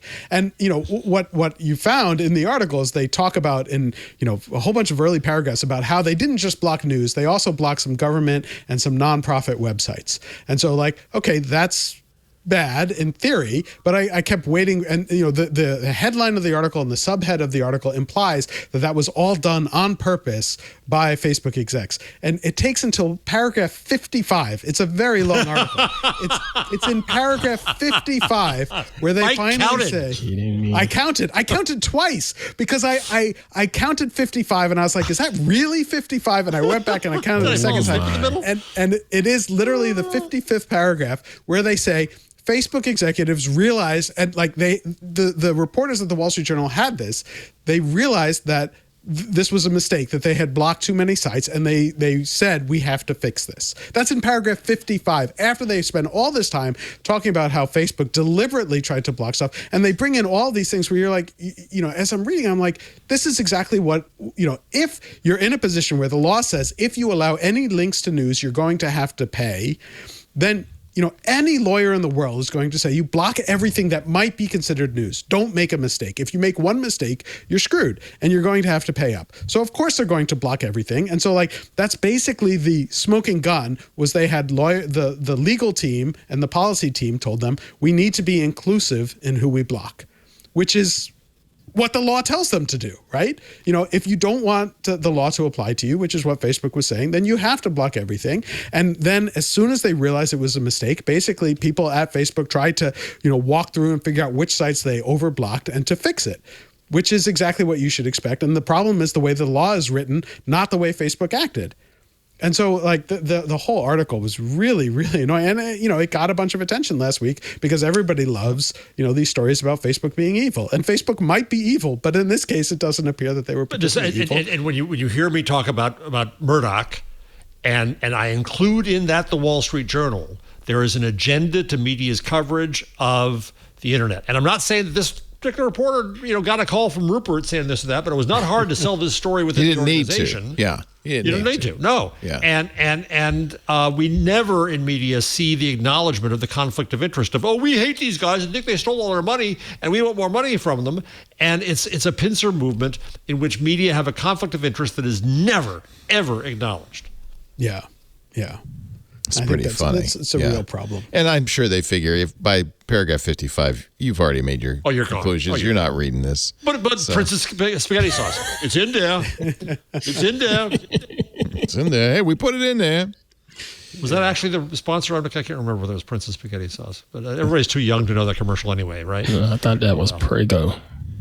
So there is a Cacio. It might be. There is a Cacio. I was thinking Prego too, so I don't know. That's why I bet it is Prego. I think you're right. It's Prego. It is Prego, which is the worst bottled spaghetti sauce. If you eat Prego, stop. Everything's in there. It's still bad. Stop. It's in there. That's why it's bad. Prego was the spaghetti sauce you used in college when you in college, out of the jar. Exactly. Yes. A little sweet. Why heat it up? The spaghetti's hot. Just put it on top. That's right. Wait, you were there too? You remember? I remember. Very, very well.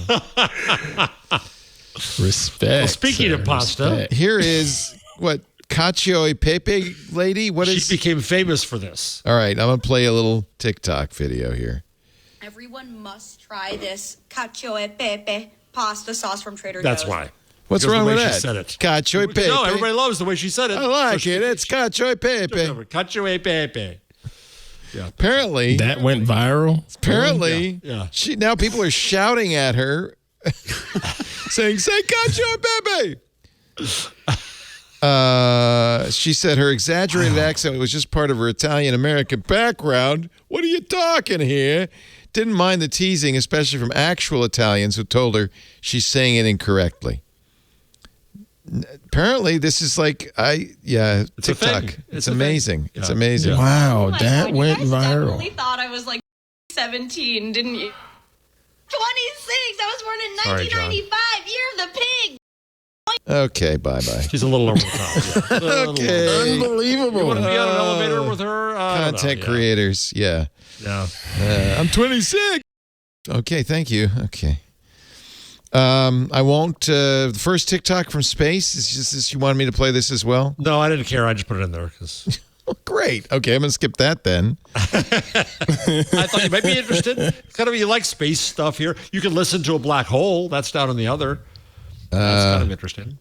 Yeah, the sound a black hole makes, except it's not really the sound a black hole makes. Because in space, no one can hear you scream. So it's just what it might make if it were not in space, which, of course, because it's a black hole, it will be because it'll suck all the air in and then we'll be in space.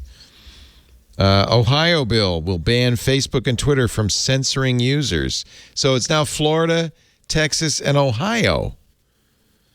There are more out there. There are more. Yeah. Oh yeah. Unbelievable. Why? How do you not, Mike? you face this day in, day out, this drumbeat of bull crap. How do you not just despair and throw up your hands and go, I give up? He is special. I am an eternal optimist. I still believe that people will come to their senses eventually. I don't know why. All evidence is to the contrary. I can pretty much guarantee you, no one's coming to their senses ever. Oh, it's a century from now they will, but that's the problem. Yes. We're all going to be gone. What do you mean a century from now? What, they'll wake up and say, this mess we made of everything? Well, the Index of Forbidden Books lasted until 1966, I think. Yeah. I mean, yes. 50 years after I'm dead, somebody will say, you know what? That Mike Masnick, he was right. You dream on. All right. If you say so. If you say so, you want to hear the sound of a black hole. From the New York Times, in a part of an effort to sonify the cosmos, researchers have converted the pressure waves from a black hole into an audio something.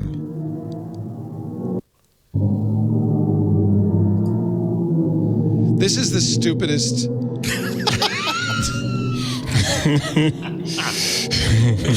It's so much fun to meet you.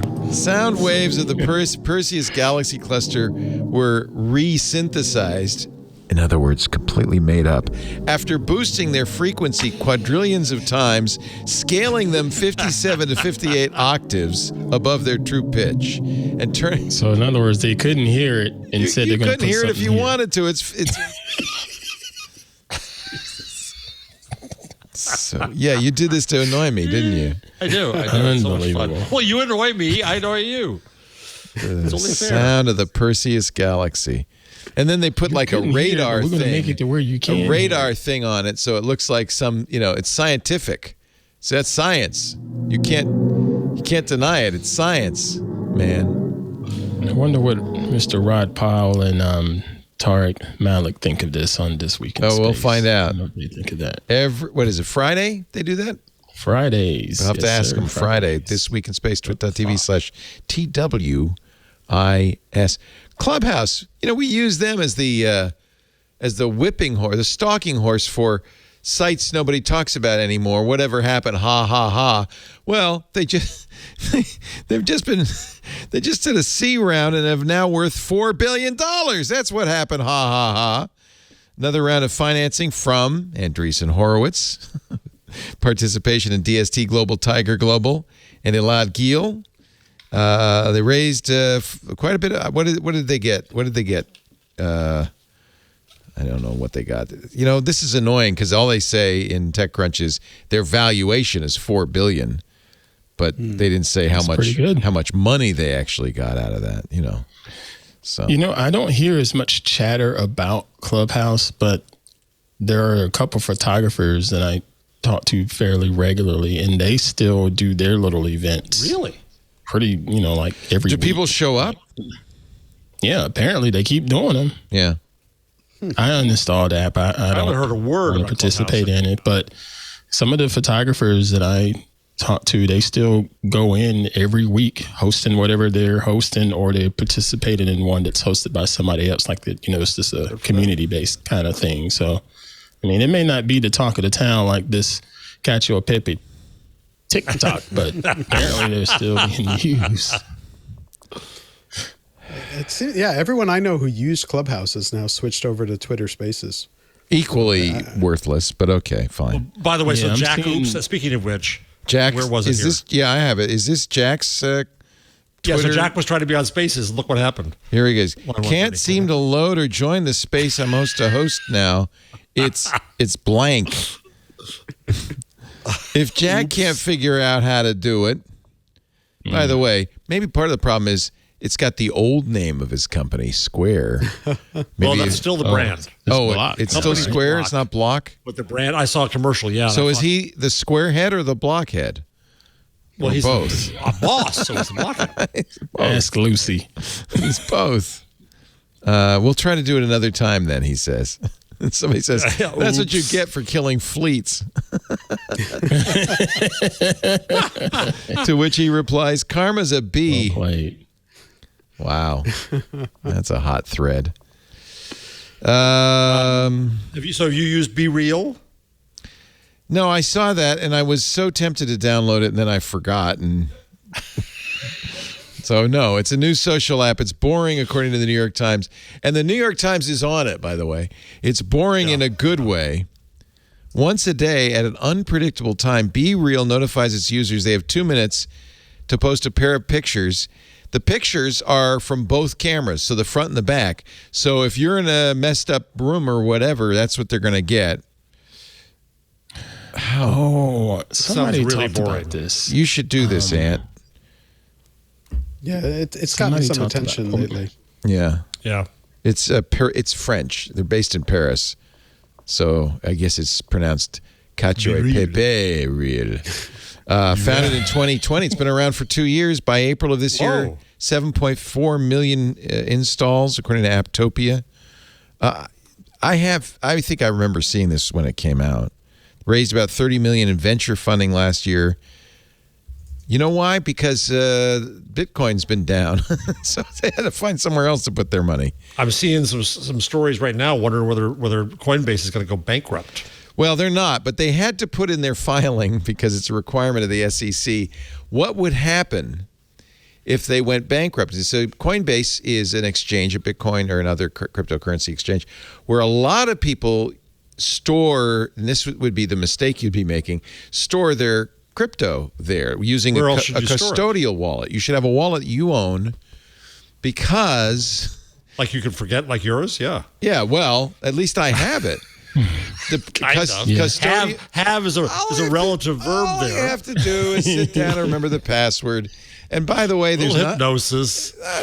It'll come back to me. It's not a big deal. But really? No, especially now that the value is way down. Honestly, yeah, it's down to $28,000. It's lost more than half of its value over the last 6 months or something. It's bad. Yeah, but that's fine. That's why I have my Bitcoin. If I had remembered the password, I wouldn't have any. I would have sold it when it was $5 and said, "Hey, I'm rich. I got $80." But instead, I have it. That's all that matters. And I'm going to have it for a long time. But if you point being, if you used a custodial wallet anywhere, that's problem number one. Custodial wallets have been stolen in the past. If you had a custodial wallet with Mt. Gox, bye-bye Bitcoin. But problem number two, in their SEC filing, Coinbase pointed out, if we were to go bankrupt, you would then be one of our creditors. And probably at a pretty low on the list. Low floor. Yeah. So in other words, if they go bankrupt, good luck getting your Bitcoin out of them. So the thing is, if they were to go bankrupt, it would probably be because Bitcoin is worth so little that you wouldn't care. You'd be fine with it. Yeah. But Ethereum, Mike, Ethereum is the future. They say we're not going to go bankrupt. That's not that we're required to state what would happen, which is probably a good thing to know. Yeah. Moral of that story is don't put all your coins in any custodial wallet. If you want to sell coins, transfer them over, sell them, get the money. Or you want to buy other stuff. What's a wallet that a mortal human being can actually do? There's lots of Bitcoin wallets you hold on your computer or on your phone or wherever. MetaMask is a popular. Yeah, I use the basically the reference design from the Bitcoin Foundation, their original Bitcoin wallet. It's perfectly good. John says Electrum. But anyway, if you hold your own wallet, then you don't have to worry. If you let somebody else hold your wallet and they lose it, you're out of luck. Yeah, and there are the hardware wallets now as well. That's right. So, that's right. Yeah, I think there's plenty of ways to do that. People who are serious start to get. All a wallet is a number, by the way. It's just your random phrase, your long account number, which anyway. I protected with a random phrase. Very random.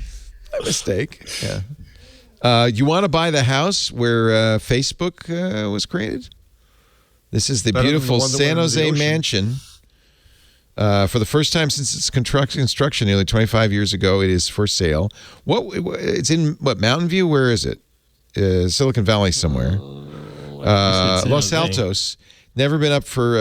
Only ever been up for rent since 2004. 6 bedrooms, 4.5 baths. Students love it. 19-year-old Mark Zuckerberg and Dustin Moskovitz rented it along with 24-year-old Sean Parker.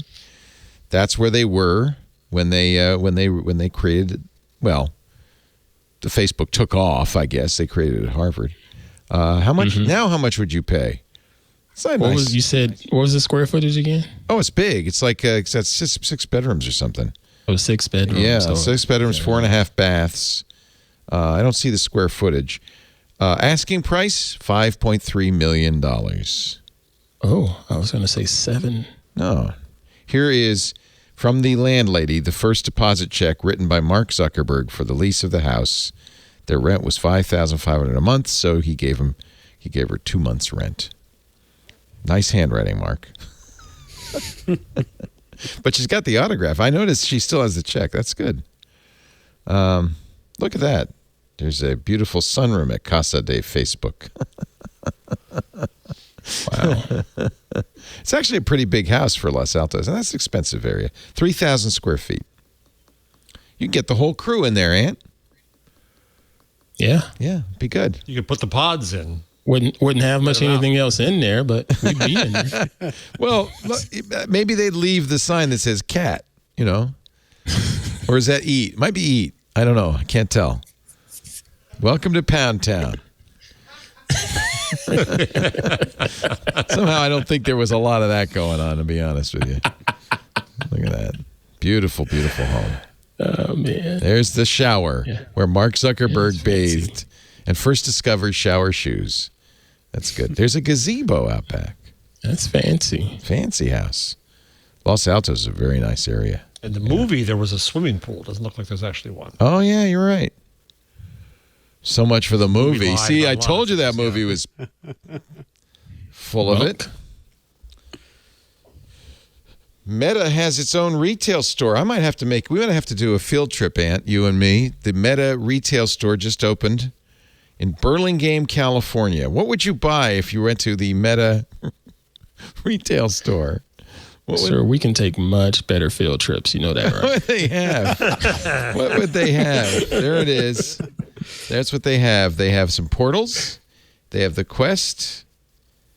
And you can go in there and play Supernatural on the Quest while people stare at you. People love the portal, though, right? Portals, yeah. I mean, if you don't mind Facebook. The grandparents. Yeah, the grandparents like it. I bought the original Portal and really never found any use for it, so I let Burke take it apart, which means it's no longer functioning. Yeah, it's gone. It's gone. It's gone. Anything else?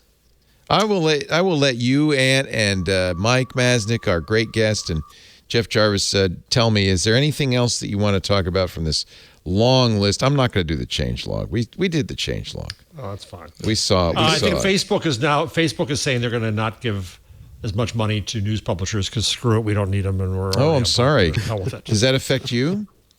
No. Okay. What was the story I saw something about? Go ahead, Ant, and then Mike. I'm trying to find it. I remember seeing a headline about TikTok taking over, surpassing YouTube, or that was up there. It is. But that's it's going to, according to eMarketer, here's the graph. TikTok users will spend more time this year on TikTok than YouTubers will spend on YouTube. And the black is TikTok net ad revenues, which are predicted to be $11 billion in 2024. Currently, expect to be 5.96. So not somewhere. It's a little bit less than podcasts. No, not at all. Not at all. What's the red? Percent of digital ad spending. They got like 3.5% of total digital ad spend. Digital ad spend is on the up and up. Well, I mean, people spend a lot of time on TikTok because it's 60 seconds or less. Yeah, it's quick. YouTubers, the prominent YouTubers are doing their videos a lot more work. Most of the time at 10 minutes a clip because of the ad. Mike, what was your pick? I was going to point out the Josh Hawley copyright bill. All right. Mr. Hawley has decided that if Disney is going to be woke, and that's the worst insult Josh Hawley can give anybody, then they don't deserve this, long copyright. So you call it a laughably stupid copyright term reduction bill. Where's Sonny Bono when we need him? Yeah. So this is the thing where it's like, I've probably spent 2.5 decades fighting against long copyright, and nobody has ever introduced a bill to shorten copyright until now. And it has to be done by Josh Hawley for the worst, most ridiculous reasons in the most impossible way. It is very much a monkey paw kind of situation where, I probably would have supported almost anyone coming up with a law that would reduce copyright back to 56 years, which is what he's doing. But he has done it in a way that is so clearly and ridiculously unconstitutional, would never stand up to any kind of scrutiny. But he probably knows that, right? He's actually, all evidence to the contrary, a very smart, well-educated guy. He's an extremely well-educated guy, and is, and literally calls himself a constitutional scholar. Yeah. He clerked for the Supreme Court. He knows that this is not how any of this works, and it's clear that the bill. He has no intention of the bill actually passing. No. He just needs to sort of play. It's good for the base. Fan base. He's plucking the strings. But it's so frustrating that I had to spend all this time sort of explaining why this bill that conceptually I would love to see a bill that actually does years this. You and I and everybody else have been bemoaning the copy, because every time Mickey Mouse's copyright comes up for expiration, and for years it was Sonny Bono who would do this, they would extend the term of copyright to protect Disney's assets, including, most importantly, Mickey Mouse. That would just happen like clockwork every 18 years or something. What is the current copyright term? So, that's not so easy to say. But what I will say is that Mickey Mouse will the original Mickey Mouse, which is the Steamboat Willie version of Mickey Mouse, will go into the public domain January 1st, 2024. We are less than 2 years away from unless Sonny Bono comes back from the dead and extends it. There appears to be very little appetite. Oh, good. You know, the one thing I am thankful for is that nobody seems to be, even Disney seems to have given up on the idea of continuing to extend. They got Star Wars and Marvel. They don't need Mickey Mouse anymore. They're in good shape with. But wait till the Luke Skywalker copyright starts to come up for due. There is a lot of time for that. So it would the original term was 14 years with 14 years renewable. In 1831, it went to 2828. Mm-hmm. It's like, what is it, 56? Does it vary on the kind of work? Is that the problem with saying No, the issue right now is that older works are sort of under different rules than newer works, because we had the 1976 Copyright Act, which went into effect in 1978 and sort of changed the rules. And then there's like a whole bunch of issues with kind of different types of works. But effectively right now we're at, what is it, life plus 70 is, is what current copyright. That's absurd. Yes, it's absurd. Yes, it is. And you know what's more absurd, honestly, than the term is the fact that it used to be, again, until 1978, that in order to get copyright, you had to register it, and so most people didn't register their works at all, and so those works were not covered by copyright. And then with 1976 Act, we changed it so that everything is effectively automatically given a copyright. So we went from an opt-in system to not even an opt-out, because you actually cannot opt out. The works get copyright. You can issue a waiver or a Creative Commons license, which is effectively a waiver of your copyright rights. And that is bizarre. And we went from a time where, right before that, it was 56 years. It was 28 and 28, and you had to renew. And I think I put in the article that, if you look at, most people didn't review. Almost nobody reviewed. The only people who did review were the motion picture industry, which is like the main industry that Hawley targets. The retroactive nature of Hawley's bill only applies to companies in the motion picture industry, and only if their market cap is above $150 billion. And they have a Florida amusement park. Yeah. So it basically, I think I was trying to figure out who it impacted, and I think it only impacts Disney and possibly NBC Universal, and that's it. And so it is. God, I'm kind of rooting for this law, but as you say, it is blatantly unconstitutional because, and here's your term of the week, kids, you cannot pass a law that's targeting a specific individual. That is called a bill of attainder. Is that right? Yeah. A bill of attainder is your term of the week for this week. And it's actually a violation of the Constitution. Article 1, Section 9, Clause 3.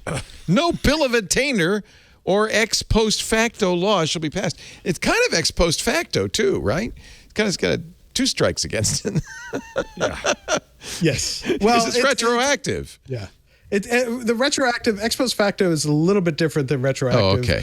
The ex post facto is basically saying something that was lawful when you did it becomes unlawful, right? And then they can go back. So there is a retroactive aspect to it, but I don't know if removing copyright would apply. Copyright isn't breaking the law. It's not. There's no law been broken here. The issue. Well, I mean that gets tricky too. I mean there is the takings issue also, which is that the Fifth Amendment prevents takings, and people have long argued that if you were to take away a copyright, taking it. Then you're taking it. You're taking private property, and therefore the government would have to compensate you for that. Yeah. There are actually arguments against that, but that's getting really deep in the weeds that we don't. Josh Hawley doesn't care. He knows no one is going to vote for it. All it takes is a call from NBC Universal, and they're going to go, well, screw that. And he got the press release, and he got the article. Exactly. What he really wanted, the article in Techdirt. That's what he really wanted, yes. And he got it. Congratulations, Josh Hawley. You got Mike Masnick to write about you. Well done. Jeff, did you have any last? Yes, I do. Yes, I do. Because last week, thanks to Glenn Fleischman and me, you got some magnificent collectible art right there on the table. And I want to follow up this week with another fine opportunity for more art. If you go to my pick, which is line 192. I just saw this because I was, I go to Twitter when I'm not supposed to, and I found the Taco Bell still life. It's so beautiful. A Taco Bell still life. You could get a signed copy of that. That is so beautiful. For a mere $60. Oh, that's not bad. What get to me is framing. How would you call this Taco Bell? I don't see Taco Bell there's a anywhere crunch else. wrap. There's the taco. And there's some the nacho sauce. cheese sauce. There's the crispy nachos. things. And look at there's this, the a fine green drink of some sort. Who's to say He that's also not has Del McDonald's Taco? if you prefer. Del Taco of yore. No, that's the two. That's the double taco. I think only Taco Bell has that. How do we know Plus, it's Taco Bell? The logo on the drink is definitely Taco Bell. That's Taco Bell all the time. Really? He recognizes it. Yeah. He spent a lot of time Now there. the Big Mac is quite a piece of art as well. You might prefer. Does that. Noah Verrier also do that? Holy yes. cow. Go back to go to the. He is signed one of the prints and great you're gonna see artists them of all. our time. There Go to you the signed go. prints there. Oh, There's I would right buy below that. Except is every time I Chipotle. saw it, I'd want a Big Mac. There's there's Chipotle burrito. So this guy, by the way, just want you to know, he does have an MFA. It says so on his website. And he also does NFTs. He's an MFA of NFTs. MFE. Oh, get an MFT from it. There's mac and cheese. The mac and cheese is I'm not so crazy about. Broken egg. I like his art, actually. Yeah, it is. McDonald's and Trader Joe's McDonald's. bouquet in oil. 12 by 9. These are big. These are nice big prints. Look up. You got these are beautiful. Sunflowers. Well, those are the oil, which you can't get anymore. They're all sold. But if you go to the signed prints, you on can the get left, a giclée print of it. Oh, you can get a print. Fun. Yes. We should get a funfetti cupcake for Ms. Higginbotham. That's right. The queen of funfetti. Wow, popcorn and M&Ms. Onion. I like this guy. You know what? Yeah, he's good. I I would like buy him. this if and this shows what an idiot I am. I would invest in this fine art. I would. Yeah, if I get the oil, I would too. Yeah. The dram of whiskey. Dram of whiskey. A whiskey? Well, you like it. What is that? Somebody? No, that's not it. Where is it? I'm going down. It's there. If you go to the. Oh.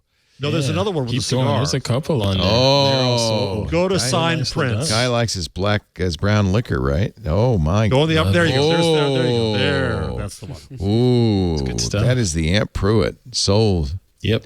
This guy sells a lot of his work, actually. Yeah, he also has I just need to NFTs go too. create my own, I Who guess. would want an NFT of this? I don't know. I can't. I just give him. I guess if you like a guy, give him some money. But So if the floor price of an NFT, like let's see here, the gummy bears. No, let me see no, that's lost. NFT OpenSea. There's jelly beans. Let's it's see. 3.33. Still what does life that mean in, paintings. actual that's human 3.33 currency? ETH. I don't know what that is. So that's worth about 25 cents now? No, it's worth more than that. Oh, I like the gummy bears. The bids are low on this. This is a really good opportunity here to get yourself a nothing. Something you can't frame. I own that, you know. I own that cinnamon roll right there. Somewhere. You can add it to your wallet and then lose the password. Perfect. I wonder if, not knowing the password, I could add things to the wallet and just they'd be really safe. Because they don't exist anyway. Yeah, it'd be really safe in there. It's a good idea. It's a good idea. That grilled cheese looks good enough to eat, but you can't because it's an NFT. I'm going to take a break, and then we are going to wrap things up with picks of the week. Oh, I thought those were the picks of the week. Oh, sorry. All right. I have not wrapped things up, as it were. I see. That's right. Okay. This is my pick of the week. Get off of Twitter and pay attention, Mr. Jarvis. Our show today brought to you literally by CashFly, our content delivery network. How do we know CashFly is amazing? I've been using them for more than 10 years. They solved a big problem. When we first started doing podcasts, so many people were downloading them. It was impractical to have it from the website. We couldn't afford that. It was too slow. Matt Levine from CashFly called me. He said, hey, put it on CashFly. We've got 50 points of presence all over the world. Everybody downloading your audio and now video is going to be getting it from a server near them. It's going to be fast, reliable, and I have to say, I can vouch for it. It has been. Now you can deliver your video live, stream it with CashFly, making your content infinitely scalable. You can go live in hours, not days, with sub 1 second latency. This is so much better than that unreliable WebRTC solution. WebSocket live video workflow scales to millions of users. With CacheFly's ultra-low latency video streaming, you will have some pretty happy customers. It's really amazing.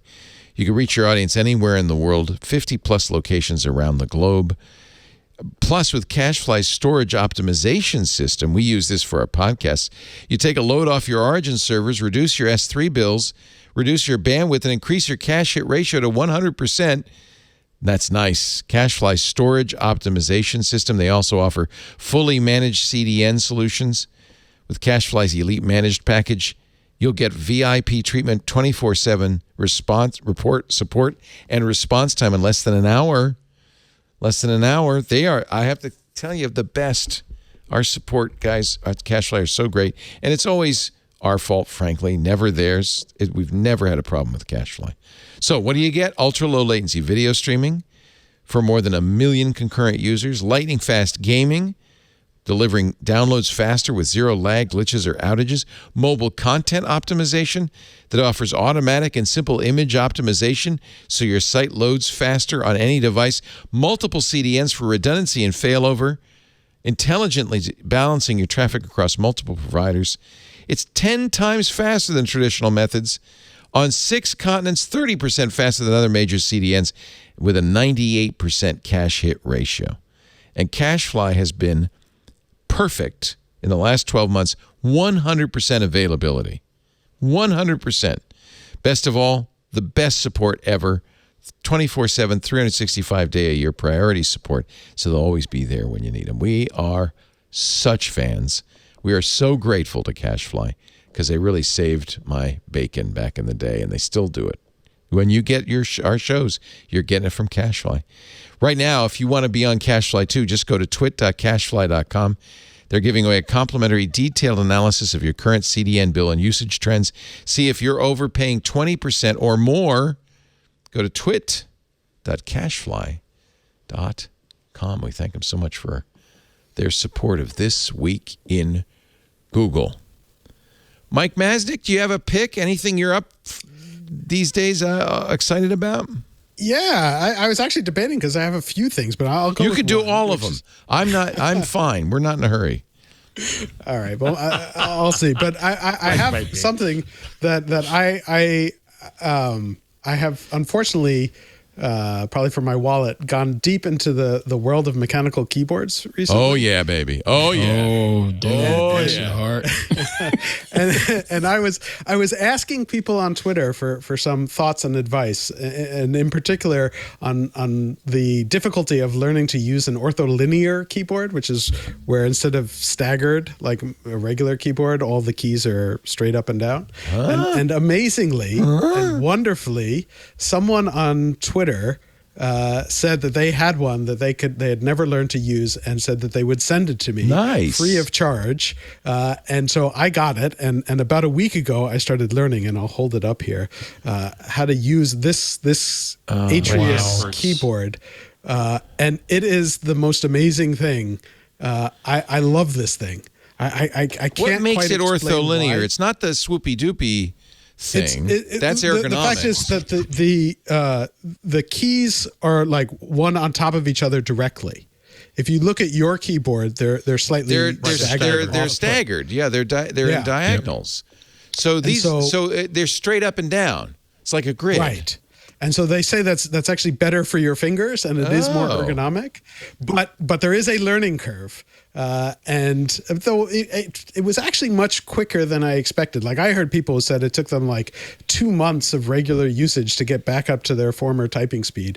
And for me, it was 3 days of 30 minutes a day that I just sat there like I was doing typing tests for 30 minutes, and literally I had a lot of trouble with the letter C and the letter B, and then I was always getting like the keys next to it, and then somewhere on that third it's so day, weird because it's just slightly off, right? Yes. So it's if you were doing, you'd probably learn the Dvorak layout faster than you would learn ortholinear because it's close but no cigar. Is that it? Yeah. But once you get it, it clicked. And I tried yesterday then to go back to my old regular staggered keyboard, and at first I was then pressing the wrong buttons on that one. This one is particularly weird because it's a tiny keyboard, so like there's no number row. And you have to learn to use like layers, and like the shift key is down on the bottom instead of over on the side. And are you a touch typist? I am. And so but you know, I'm almost there. I'm almost as good with it, and it feels so much nicer to use. Like it's hard to explain the difference. That's interesting. But I am now kind of obsessed with it. Wow. So there is a website, olkb.com, where they sell ortholinear keyboards from Plank. There are a bunch. There are many. Who makes that one? This one is Keyboardio. Keyboardio. So search up Keyboardio. Keyboard with an I-O at the end. Keyboardio. A keyboard for serious. Wait a minute. I want the wooden one. Look at that. Walnut enclosure. They have that fancy wooden one. That's too. pretty. Yeah. Huh. So that's the one you got, the Atreus. That's the Atreus is the one that I got. Huh. So maybe I'll try it. That's interesting. There is a learning curve. Yeah. If you want me to walk you through the learning curve, I've done the research. Oh, you have tips for people who are learning this? I mean, there's so much, and you is there a Mavis beacon for ortholinear keyboard? Different people have different recommendations, honestly. But like, if you open up my YouTube right now, it's like all keyboard, like mechanical keyboard videos. That's great. You have gone down some rabbit hole of doom there. That's amazing. Very deep. Deep. How interesting.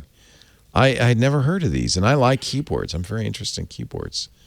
I mean, that's the one you got because some guy gave it to you. Someone sent it to me, but the one I'm really looking at is one called the Moonlander. So if you do a search on Moonlander keyboard, you'll see this is like the ultimate. This is like lots of people. This is like their dream keyboard. But it is an ortholinear keyboard. It's also a split keyboard. It's also a bunch of other things, but. That's like the ultimate dream keyboard. What the what? Oh my! We almost made it one twig. What the what? What? That I didn't buy something? Yeah. I almost made it through, and you didn't buy something. Yeah, came close. He was gonna buy. I thought a Taco Bell print there. But now I'm thinking I want whatever the hell this is. This looks like it's alive. Dude, look at that. Yeah. What the what? Well, but for those of us who spend a lot of time typing, my problem is if I did that, then a laptop would be impossible, right? I mean, because then you're going back and forth. So this was my concern. This is why I raised it on Twitter was how difficult is it to go back and forth? Yeah. Because if I learn this, am I going to forget? And so people told me no. Like some people. It depends on who you talk to. Some people say it does become difficult to go back and forth, and that's why like I've been going back and forth each day, just to see if I can keep it. And then the thing is honestly like with the Atreus, the tiny one that I have, it's so small. I kind of feel like I could still like just bring it with my laptop if I go anywhere. What kind of switches on the Atreus? So let's get into switches now, my friend. Here we go. How much time? Just know what this charge is. These aren't horribly expensive. I mean, $365. Right. You know? I actually bought a old IBM OmniKey North Star, buckling keyboard because I remember that nice feeling, and that was about that expensive. It was a refurbished model, so that's not out of the. It's not crazy. You can spend a lot more on keyboards. Do you like clicky or not? I am not a fan of clicky, but people who love clicky. Yes. So what made you want to explore this, Mike? So what started is I sort of have spent a lot of time trying to optimize my my travel situation and my ability to work from anywhere, and like with a portable screen and different stands and all sorts of stuff. And the one thing that I sort of felt held back by was the keyboard. So I have a travel ergonomic keyboard that is not a mechanical, that is not an ortholinear, and so I was looking for something better and to see if there was something better than the one that I had before, and that just sent me down this path, this dangerous path. Oh, it's such a dangerous path. Yeah. He said travel, and I thought he meant key travel. Yeah, I did too. No. Sorry. I mean, that is a whole debate as well. Oh, I know. Once you start going deep on like the different kinds of switches and how much force and where the activation is, and I have now watched like 20-minute videos that are just people pressing different key switches. Oh my God. So have you started to get sleep again? Oh my God. So are you saving up? Well, I actually have. Where is it here? I have a. I am actually, but I have a. Oh yeah. This is just a Cherry will switch send you tester. those. Yeah, we have one of those. Yeah. So you can test. So did you go with the switches. cherries or those? People are now saying, "Oh no, cherry, that's no." No. So the ones on this keyboard are the kale. Kale. Everybody's saying kale's the thing to do now. The kale ones are pretty good. It's kale. What kind of kales? Just out of curiosity. These are box browns. So it's a tactile. The box is protected so that I could spill food and not have to. Nice. And then when you go to your laptop, you don't feel disadvantaged. You don't get weird. I mean, again, I just got this a week ago, so I haven't really done that much with it. But again, like it's so small. Like I really feel like I could just pack it with the laptop. Just take it. Hook it up. Yeah, use it everywhere. Yeah. Yeah. Interesting. Okay. Okay. You know what that means? Jeff Jarvis's number is next. Jeff? Well, I was going to do something. I was going to tell you that El Salvador is going to go bankrupt because of Bitcoin, but instead... by the way, they made their currency the Bitcoin. Yeah. And now they're expected to default because it's dropped so far in price. That's terrible. Terrible news. Okay. So I just put up a story. I think this is the case. I think it might be from Glenn Fleischman on Twitter. I just put it in the chat. I think this guy's writing a book about keyboard history. How to Geek. The QWERTY keyboard is tech's biggest unsolved mystery by Ben J. Edwards. Or Benj. Interesting. Yeah, once you start becoming a keyboard geek, it really is a bottomless pit of despair and gloom. Oh, I'm scared. I'm through the looking glass. Yeah, you're through the looking glass now, buddy boy. Jeff Jarvis's lobby at his school, the wonderful Town Knight Center for Entrepreneurial Journalism at the Craig Newmark Graduate School of Journalism at the City University of New York, has a collection of typewriters under glass. Quite amazing. Yeah. Yes. Quite beautiful. My favorite is named the Bing. That's where Microsoft runs its entire search engine out of there. I see you have a machine that goes bing. So, so that's one. But what else? That's it. I'm done. You're done? I got it. Okay. We did the Taco Bell Still Life. I did Taco Bell. I did El Salvador. And I did the keyboard history guy. Perfect. Aunt Pruitt, pick of the week. For me is Don't Give Up. Saw this story yesterday or day before. And it's track and field related, but I love it. Little kids running track. And there was an unfortunate event. If you click on it, there's a video. It was an unfortunate event, but the finish was outstanding. So she starts the race, loses her shoe at the starting line, runs back, puts it on, then runs as fast as she can run, her little legs pumping, going fast, and ends up winning the race. Yeah. That's kind of like the Kentucky Derby. That's the Kentucky Derby, Yeah. Wow. Here she comes. Come on, girl. And you it's can do funny it. to hear her parents or family in the background just sort of rooting her on. And they were like, wait a minute, she's going to win this thing. That's hysterical. Jeez. That's never, ever give up. And it wasn't even close. Oh, go, girl. Wow. That is really, really cute. That is such a great story. That was great. Yeah. Don't give up. Great. And I wanted to say congratulations to the squad and the family. The Hardheads, they won their 4x100-meter relay last week. What the hell aspect ratio is this? What are you using? That was from someone's phone. So, some weird phone. Yeah, it looks like a Polaroid.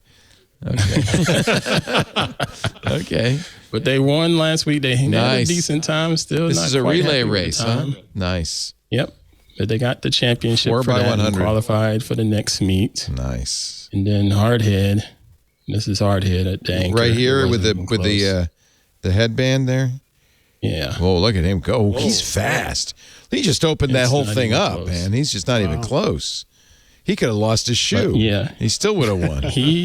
Holy cow. He and Lil Weirdo, that was the NBL League Championships last week. And Congrats. Lil Weirdo, she qualified for the high hurdles. She got 10th place and qualified for the next meet. But she just learned how to do it, right? You just taught her how to do it. Yep.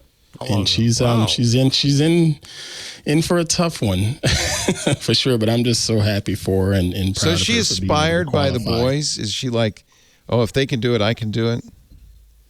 She's her own. Trust me, she's her own. Did she run track before she moved out here? If I want to do something, I'm going to do it. Nice. No, she just said, I'll try it out because it looks interesting. That was pretty much it. Wow. And then shout out to the Hardhead because he's now back-to-back league champion in the 100-meter dash and got a nice feature in the local newspaper and took some great pictures. That is a beautiful picture. That's great. Eric Castro. I love that picture. Yeah. Mr. Eric Castro shot that. Nice shot. He's a local Buy photographer. an NFT of that. Now, if you look at, there's one on there, I think it's slide number 5 or number 6. You guys might find it interesting, or maybe our listeners will. No, that one. Now, if you read the caption, well, describe it and read the caption. All year I've been worrying about personal records, so I had to write this on my hand, said Jacob Pruitt, 16, a Rancho Cotati sophomore, after winning the boys' 100-meter race. It says, have fun. I love it. Yeah, he wrote that in the palm of his hand. And I said on Twitter, I can't take credit for that because that's not what you ever said in your whole life. Well, I mean, but like 2 days before that, I had to jump down his throat about his performance and track and his effort and stuff because he was playing what I call mind checkers. He was having too much fun. Sort of, and I was like, dude, you're better than this, and I know you're better than this, and I expect you to continue to be better than this. So I had to do the proverbial foot in the ass, is what I said, and he bounced back and went out there and kicked butt. You're tough, man. You're hard on those boys. You're tough. And it's demanding. But I'm rooting for him. Yeah, that's nice. Well, I guess he did have fun breaking the record. That's great. Well, thank you, everybody. Thank you so much, Mike Masnick, techdirt.com. Yay, Mike. Mike has a great podcast there, too. Make sure you listen to that. Indeed. He is, Well, and not only that, do what I do and belong to TechDirt. Support Mike. He got rid of all his tracking. He got rid of all the ad stuff. Support TechDirt. It is the most important voice out there for digital sanity. Boy, I couldn't agree more. Indeed. Absolutely. Also send him some Ambien, too, so he can sleep at night and stop looking at keyboards. It's those loud keyboard clicks keeping him up all night. It's very soothing. It's a form of meditation. Clickety, click, click. I think my wife would throw me out. Oh, man. Get help, sir. Yeah. Thank you. So great. Always great to have you on, Mike. We really appreciate it. Thanks for having me, guys. And you're on every week because we're always talking about articles from TechDirt. We're quoting you all the time. Yes. Pretty much. Really, really rock. Appreciate all you do. Thank you, Aunt Pruitt. Hands-on photography. Who's coming up? No guest this week. This is just a discussion that I get a lot from people regarding some of their hardware for photo editing and video editing. Nice. So I'm going to dive into that. But I still want to call back to last week's episode 127, I believe, is with Mr. Tel Lloyd, the 49ers team photographer. It was episode. Really inspiring. So exciting. Yeah, really, really exciting. Go check that out. Highly recommended. twit.tv/hop, episode 127. Professor Jeff Jarvis is the director of the Townite Center for Entrepreneurial Journalism at the Craig Newmark Graduate School of Journalism at the City University of New York. They do sound tired. The singers have been waiting 2 hours and 40 minutes. Yeah, they're pretty bushed. They're pretty bushed. Thank you very much, Jeff. BuzzMachine.com. Thanks to all of you for joining us. We do Twig 2 p.m. Pacific, 5 p.m. Eastern. That's 2100 UTC every Wednesday. You can watch live at live.twit.tv, chat live at irc.twit.tv, or in our Discord, which is for our Club Twit members. If you want to join Club Twit for ad-free versions of all of our shows, go to twit.tv/clubtwit. You can also get the shows at the website, twit.tv/twig after the fact, or on the YouTube channel dedicated to Twig. Or, best thing to do, subscribe in your favorite podcast client, and you'll get it automatically the minute it's available. Thank you, everybody, for being here. Have a great week. We'll see you next time on Twig. Bye-bye. Don't miss All About Android every week. We talk about the latest news, hardware, apps, and now all the developer-y goodness happening in the Android ecosystem. I'm Jason Howell, also joined by Ron Richards, Florence Ion, and our newest co-host on the panel, Wen Tu Dao, who brings her developer chops. Really great stuff. We also invite people from all over the Android ecosystem to talk about this mobile platform we love so much. Join us every Tuesday, All About Android on twit.tv.